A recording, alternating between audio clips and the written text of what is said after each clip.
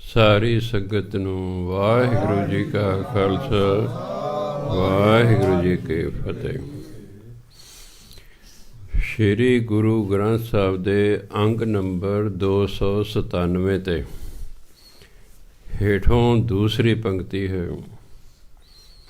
श्लोक।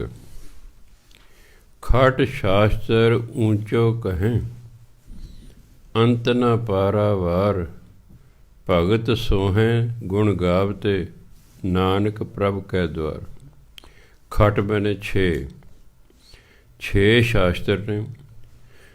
हिंदुओं के 4 वेद ने, 6 शास्त्र ने, 18 पुराण ने, 27 सिमरतियां ने। कहते 6 शास्त्र उच्ची उच्ची कह रहे हैं कि परमात्मा का कोई अंत नहीं, ਉਹਦਾ कोई उरला परला बनना नहीं है। ये नहीं असीं कहते परमात्मा इत्थों शुरू ਹੁੰਦਾ ਤੇ ਇੱਥੇ ਜਾ ਕੇ ਮੁੱਕਦਾ ਹੈ। पारावार पार उरवार दो तुर ला के बने पारावार। पार परला बनना, उरवार उरला बनना। परमात्मा का ना कोई उरला बनना है, ना कोई परला बनना है, ना कोई दा अंत है। कि 6 ਦੇ 6 शास्त्र ਉੱਚੀ ਉੱਚੀ ਪੁਕਾਰ ਕੇ ਕਹਿੰਦੇ ਹਨ। ਹੋਰ ਕੀ ਕਹਿੰਦੇ ਨੇ? ਭਗਤ ਸੋਹੇ ਗੁਣ ਗਾਵਤੇ, ਨਾਨਕ ਪ੍ਰਭ ਕੈ ਦੁਆਰ। ਹੈ ਭਾਈ, ਜਿੱਥੇ ਨਾਨਕ ਕੱਕੇ ਨੂੰ ਔਂਕੜ ਨਾ ਹੋਵੇ ਉੱਥੇ ਦਾ ਹੈ ਭਾਈ। ਜਿਹੜੇ ਭਗਤ ਨੇ ਇਹ ਪਰਮਾਤਮਾ ਦੇ ਦਰ 'ਤੇ, ਪ੍ਰਭ ਕੈ ਦੁਆਰ, ਪਰਮਾਤਮਾ ਦੇ ਦਰ 'ਤੇ ਕਹਿੰਦੇ ਪਰਮਾਤਮਾ ਦੇ ਗੁਣ ਗਾਉਂਦੇ ਹੋਏ ਸੋਹਣੇ ਲੱਗਦੇ ਹਨ। ਉੱਥੇ ਸੋਹਣੇ ਲੱਗਦੇ ਨੇ। ਕਹਿੰਦੇ ਪਰਮਾਤਮਾ ਦੇ ਦਰ 'ਤੇ ਭਗਤ ਪਰਮਾਤਮਾ ਦੇ ਗੁਣ ਗਾਉਂਦੇ ਹਨ। ਪੌੜੀ। ਖਸ਼ਟਮ ਇਹ 6ਵੀਂ ਥਿਤ ਹੈ। ਖਸ਼ਟਮ ਖਟ ਸ਼ਾਸਤਰ ਕਹੇਂ, ਸਿਮਰਤ ਕਥੈ ਅਨੇਕ। 6 ਸ਼ਾਸਤਰ ਅਤੇ ਅਨੇਕਾਂ ਸਿਮਰਤੀਆਂ ਆਖਦੀਆਂ ਹਨ। ਕੀ ਆਖਦੀਆਂ? ਊਤਮ ਊਚੋ ਪਾਰ ਬ੍ਰਹਮ, ਗੁਣ ਅੰਤ ਨ ਜਾਣੈ ਸੇਖ। ਇੱਕ ਹੁੰਦਾ ਸ਼ੇਖ, ਉਹਨੇ ਮੁਸਲਮਾਨਾਂ ਦੀ ਪਦਵੀ।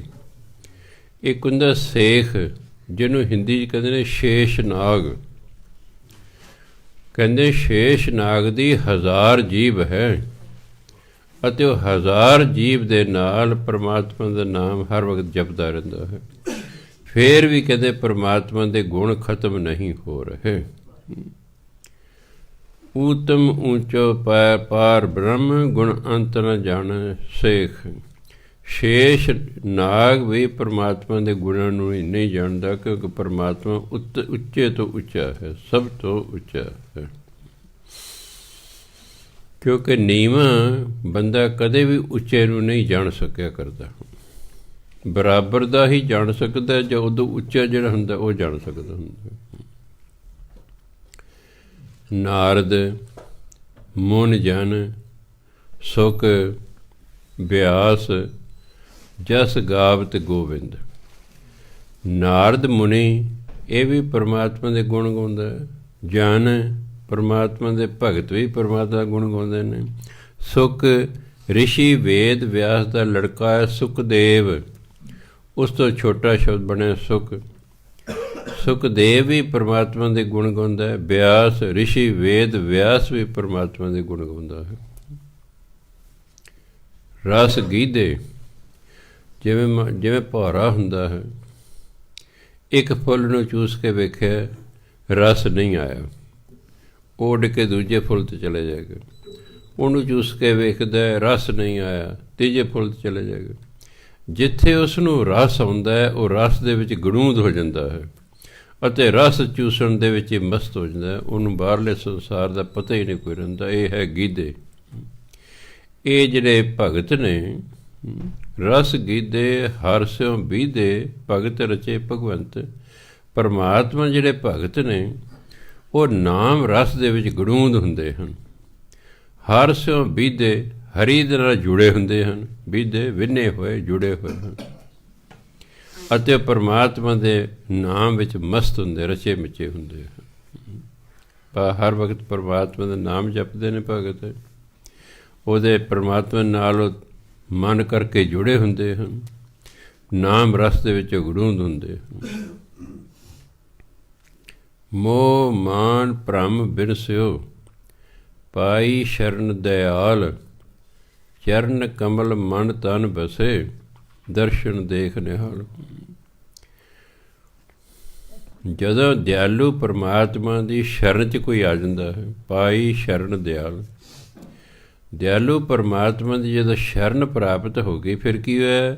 ਮੋਹ ਮਾਨ ਭ੍ਰਮ ਬਿਨਸ, ਅੰਦਰੋਂ ਮੋਹ ਖਤਮ ਹੋ ਜਾਂਦਾ ਹੈ, ਅੰਦਰੋਂ ਹੰਕਾਰ ਖਤਮ ਹੋ ਜਾਂਦਾ ਹੈ, ਅੰਦਰ ਭਰਮ ਦੇ ਭਟਕਣਾ, ਮਨ ਦੀ ਭਟਕਣਾ ਬਿਨਸ ਖਤਮ ਹੋ ਜਾਂਦੀ ਹੈ।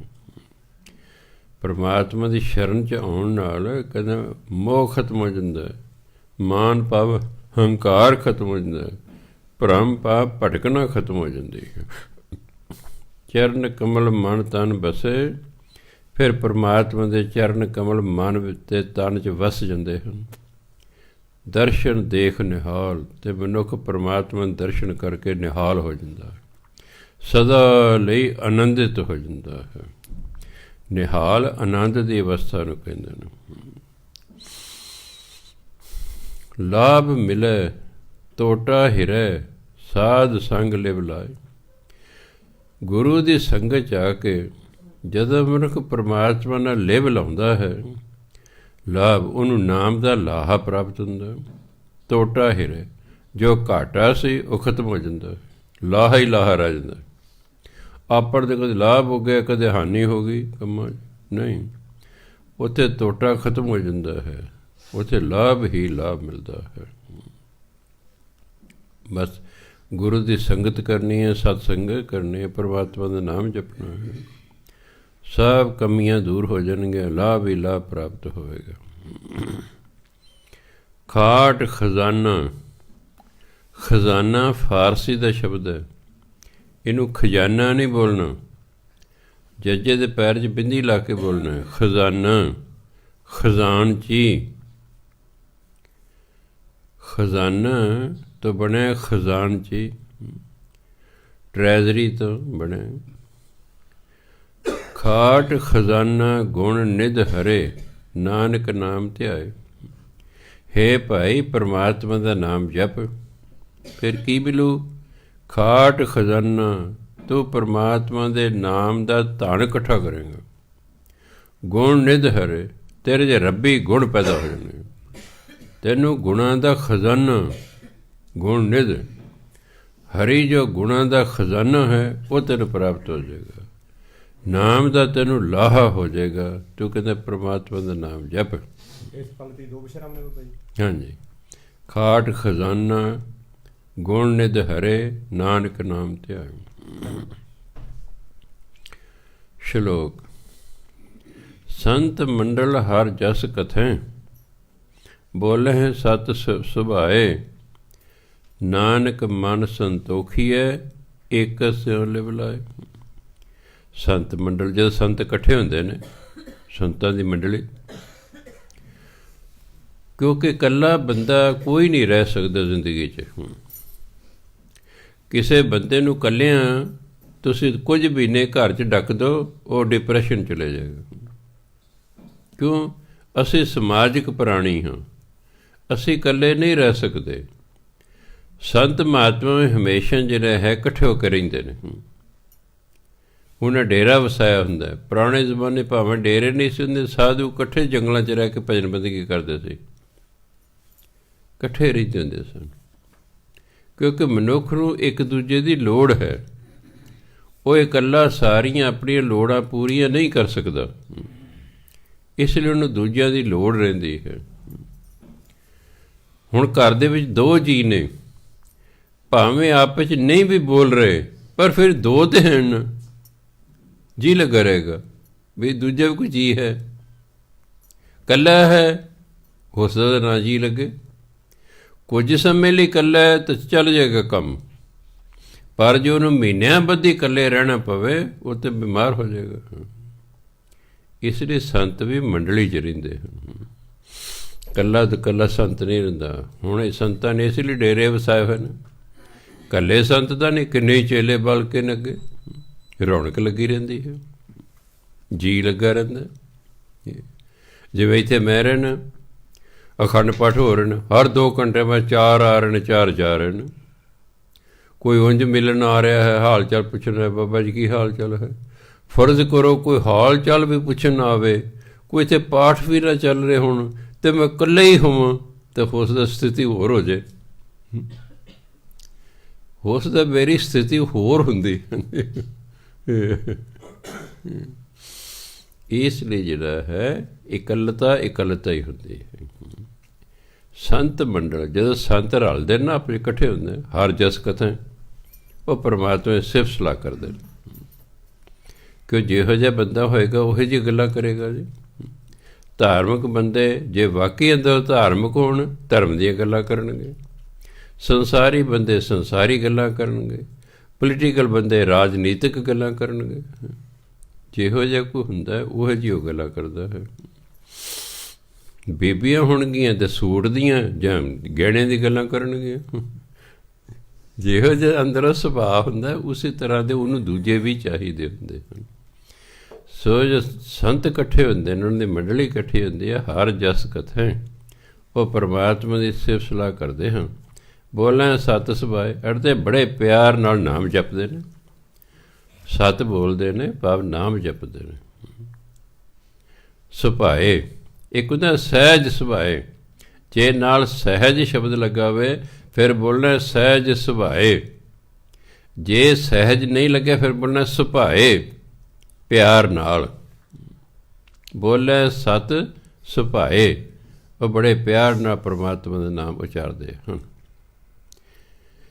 ਨਾਨਕ ਮਨ ਸੰਤੋਖੀ ਹੈ, ਇੱਕ ਸਿਉ ਲਿਵ ਲਾਏ। ਜਦੋਂ ਪਰਮਾਤਮਾ ਦੇ ਨਾਲ ਮਨੁੱਖ ਲਿਵ ਲਾਉਂਦਾ ਹੈ, ਉਹਦੇ ਮਨ 'ਚ ਸਬਰ ਸੰਤੋਖ ਪੈਦਾ ਹੋ ਜਾਂਦਾ। ਜਿਸ ਬੰਦੇ ਕੋਲ ਸਬਰ ਸੰਤੋਖ ਹੈ ਉਹ ਤਾਂ ਆਨੰਦ 'ਚ ਹੀ ਹੈ, ਉਹ ਆਨੰਦ 'ਚ ਹੈ। ਇਹ ਵੀ ਇੱਕ ਅਵਸਥਾ ਹੁੰਦੀ ਹੈ।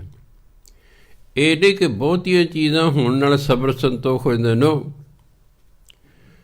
ਬਹੁਤ ਅਮੀਰ ਨੇ, ਬੜੇ ਬੜੇ ਅਮੀਰ ਨੇ, ਪਰ ਅੰਦਰ ਸਬਰ ਸੰਤੋਖ ਨਹੀਂ ਹੈ। ਹੋਰ ਚਾਹੀਦਾ, ਹੋਰ ਚਾਹੀਦਾ। ਬਹੁਤ ਸਾਰੇ ਲੋਕ ਨੇ ਸਧਾਰਨ ਜੀਵਨ ਵਾਲੇ ਨੇ, ਪਰ ਉਹ ਸਬਰ ਸੰਤੋਖ ਕਰਨ ਦੇ, ਜੋ ਕੁਛ ਉਹਨਾਂ ਕੋਲ ਹੈ ਉਹਦੇ ਨਾਲ ਸੰਤੁਸ਼ਟ ਨੇ। ਪਰਮਾਤਮਾ ਦਾ ਨਾਮ ਜਪਣ ਨਾਲ ਅੰਦਰ ਸੰਤੋਖ ਪੈਦਾ ਹੋ ਜਾਂਦਾ ਹੈ। ਸੋ ਜਿਹਨੂੰ ਸਬਰ ਸੰਤੋਖ ਚਾਹੀਦਾ ਉਹ ਭਾਈ ਨਾਮ ਜਪਿਆ ਕਰੋ। ਨਾਮ ਜਪਣ ਨਾਲ ਇੱਛਾ ਪੂਰੀ ਹੋ ਜਾਂਦੀ ਹੈ, ਕਾਰਜ ਰਾਸ ਹੋ ਜਾਂਦੇ ਹਨ, ਆਮਦਨ 'ਚ ਵਾਧਾ ਹੋ ਜਾਂਦਾ ਹੈ, ਆਪੇ ਹੀ ਸਬਰ ਸੰਤੋਖ ਪੈਦਾ ਹੋ ਜਾਂਦਾ ਹੈ। ਪੌੜੀ ਸਪਤਮ ਸੰਚੋ ਨਾਮ ਧਨ, ਟੂਟ ਨਾ ਜਾਹੇ ਭੰਡਾਰ। ਸੰਤ ਸੰਗਤ ਮਹਿ ਪਾਈਐ, ਅੰਤ ਨਾ ਪਾਰਾਵਾਰ। ਸਪਤਮ ਭਾਵ 7ਵੀਂ ਥਿਤ। ਸੰਚੋ ਹੁੰਦਾ ਇਕੱਠਾ ਕਰੋ। ਸੰਚੋ ਨਾਮ ਧਨ, ਕਹਿੰਦੇ ਨਾਮ ਧਨ ਇਕੱਠਾ ਕਰੋ। ਟੂਟ ਨਾ ਜਾਹੇ ਭੰਡਾਰ, ਇਹ ਨਾਮ ਧਨ ਦੇ ਭੰਡਾਰ ਖਤਮ ਨਹੀਂ ਹੋਣਗੇ, ਵੀ ਟੋਟਾ ਨਹੀਂ ਆਏਗਾ, ਖਤਮ ਨਹੀਂ ਹੋਣਗੇ। ਨਾਮ ਧਨ ਵੱਧਦਾ ਜਾਂਦਾ ਹੁੰਦਾ। ਸੰਸਾਰੀ ਧਨ ਜਦੋਂ ਅਸੀਂ ਵੰਡਾਂਗੇ ਇਹ ਘਟੇਗਾ। ਨਾਮ ਧਨ ਕੇ ਜਿਉਂ-ਜਿਉਂ ਵੰਡੀਏ ਇਹ ਵੱਧਦਾ ਹੈ। ਨਾਮ ਧਨ ਵੰਡਣ ਤੋਂ ਕੀ ਭਾਵ ਹੈ? ਵੀ ਦੂਜਿਆਂ ਦਾ ਨਾਮ ਜਪਾਉਣਾ, ਜਪੋ ਵਈ ਨਾਮ। ਤੁਹਾਡਾ ਆਪਣਾ ਵੀ ਵੱਧ ਰਿਹਾ ਹੈ, ਉਹਨਾਂ ਦਾ ਤਾਂ ਵਧਣਾ ਹੀ ਵਧਣਾ ਹੈ। ਇਸ ਲਈ ਕਹਿੰਦੇ ਨਾਮ ਧਨ ਇਕੱਠਾ ਕਰੋ, ਇਹਦੇ ਭੰਡਾਰੇ ਕਦੇ ਨਹੀਂ ਮੁੱਕਣਗੇ। ਸੰਸਾਰਿਕ ਚੀਜ਼ਾਂ ਦੇ ਭੰਡਾਰੇ ਤੇ ਇੱਕ ਦਿਨ ਮੁੱਕ ਜਾਂਦੇ ਹਨ। ਸੰਤ ਸੰਗਤ ਮਹਿ ਪਾਈਐ, ਅੰਤ ਨਾ ਪਾਰਾਵਾਰ। ਉਹ ਪਰਮਾਤਮਾ ਜਿਹਦਾ ਕੋਈ ਅੰਤ ਹੀ ਨਹੀਂ, ਜਿਹਦਾ ਕੋਈ ਉਰਲਾ ਪਰਲਾ ਬੰਨਾ ਹੀ ਨਹੀਂ, ਉਹ ਸੰਤਾਂ ਦੀ ਸੰਗਤ ਜਾ ਕੇ ਪ੍ਰਾਪਤ ਹੋ ਸਕਦਾ ਹੈ। ਕਿ ਜਿਹਨੇ ਪਰਮਾਤਮਾ ਨੂੰ ਪ੍ਰਾਪਤ ਕਰਨਾ ਫਿਰ ਸੰਤਾਂ ਦੀ ਸੰਗਤ ਜਾਓ। ਜਿਹਦੇ ਭਾਗਾਂ 'ਚ ਇਸੇ ਜਨਮ 'ਚ ਪ੍ਰਾਪਤੀ ਲਿਖੀ ਜਾਂਦੇ ਨਾ, ਉਹ ਡੇਰਿਆਂ 'ਚ ਚਲਾ ਜਾਂਦਾ ਹੈ, ਉਹ ਘਰ ਨਹੀਂ ਰਹਿੰਦਾ। ਫਿਰ ਉਹ ਸਾਧੂਆਂ ਦੇ ਡੇਰੇ 'ਚ ਚਲੇ ਜਾਂਦਾ। ਉੱਥੇ ਮਾਹੌਲ ਹੀ ਫਿਰ ਭਜਨ ਬੰਦਗੀ ਦਾ ਹੁੰਦਾ, ਸੇਵਾ ਦਾ ਮੌਕਾ ਮਿਲਦਾ, ਸੇਵਾ ਕਰਦਾ, ਨਾਮ ਜਪਦਾ, ਇੱਕ ਦਿਨ ਆਪ ਸੰਤ ਹੋ ਜਾਂਦਾ ਹੈ। ਕਿਉਂਕਿ ਸੰਤ ਬਣ ਲਈ ਫਿਰ ਸੰਤਾਂ ਦੀ ਸੰਗਤ 'ਚ ਰਹਿਣਾ ਪਏਗਾ। ਤੁਸੀਂ ਕਿਹੋ ਜਿਹਾ ਬਣਨਾ ਚਾਹੁੰਦੇ ਤੁਹਾਨੂੰ ਉਹੋ ਜਿਹੀ ਸੰਗਤ ਕਰਨੀ ਪਏਗੀ।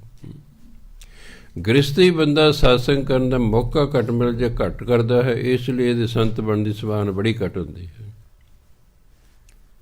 ਇਹ ਬੜੀ ਘੱਟ ਹੁੰਦੀ ਹੈ ਕਿਉਂਕਿ ਜਿਹਦੇ ਭਾਗਾਂ ਸੰਤ ਬਣਨਾ ਲਿਖਿਆ ਹੁੰਦਾ ਨਾ, ਕਿਸੇ ਸੰਤ ਦਾ ਜੀਵਨ ਪੜ੍ਹ ਲਓ, ਉਹ ਕਿਸੇ ਵੱਡੇ ਸੰਤ ਕੋਲ ਰਿਹਾ, ਉਹ ਪਹਿਲਾਂ ਕਿਸੇ ਵੱਡੇ ਸੰਤ ਕੋਲ ਰਿਹਾ।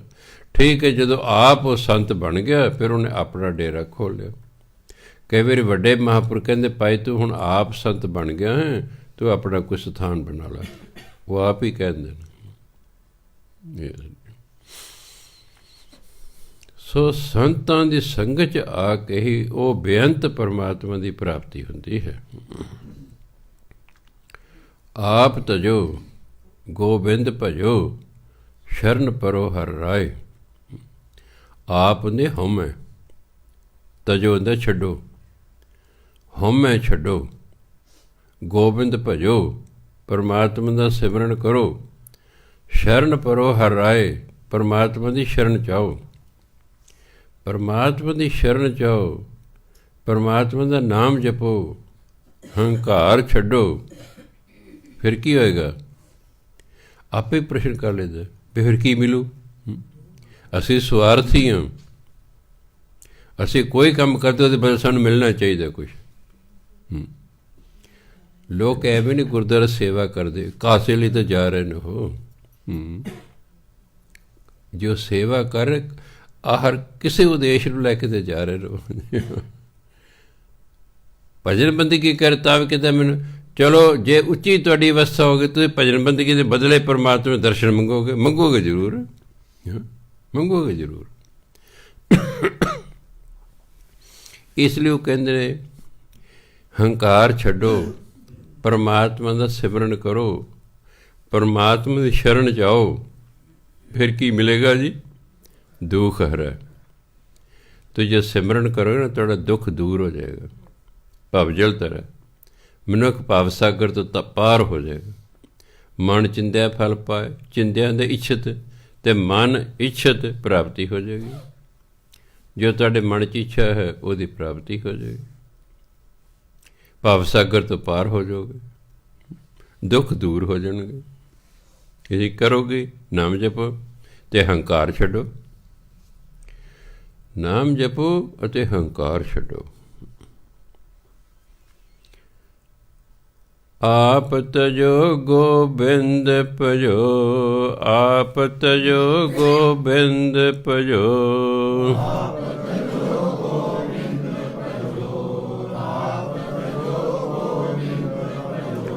ਸ਼ਰਨ ਪਰੋ ਹਰ ਰਾਏ, ਸ਼ਰਨ ਪਰੋ ਹਰ ਰਾਏ।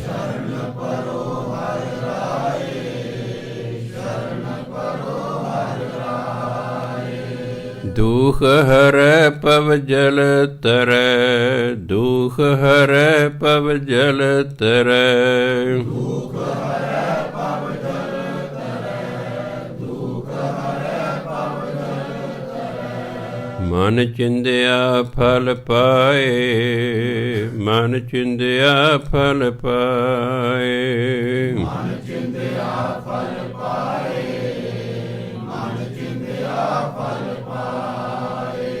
ਇਸ ਲਈ ਜਿੰਨਾ ਵੀ ਸਮਾਂ ਮਿਲੇ ਭਜਨ ਬੰਦਗੀ ਕਰੋ।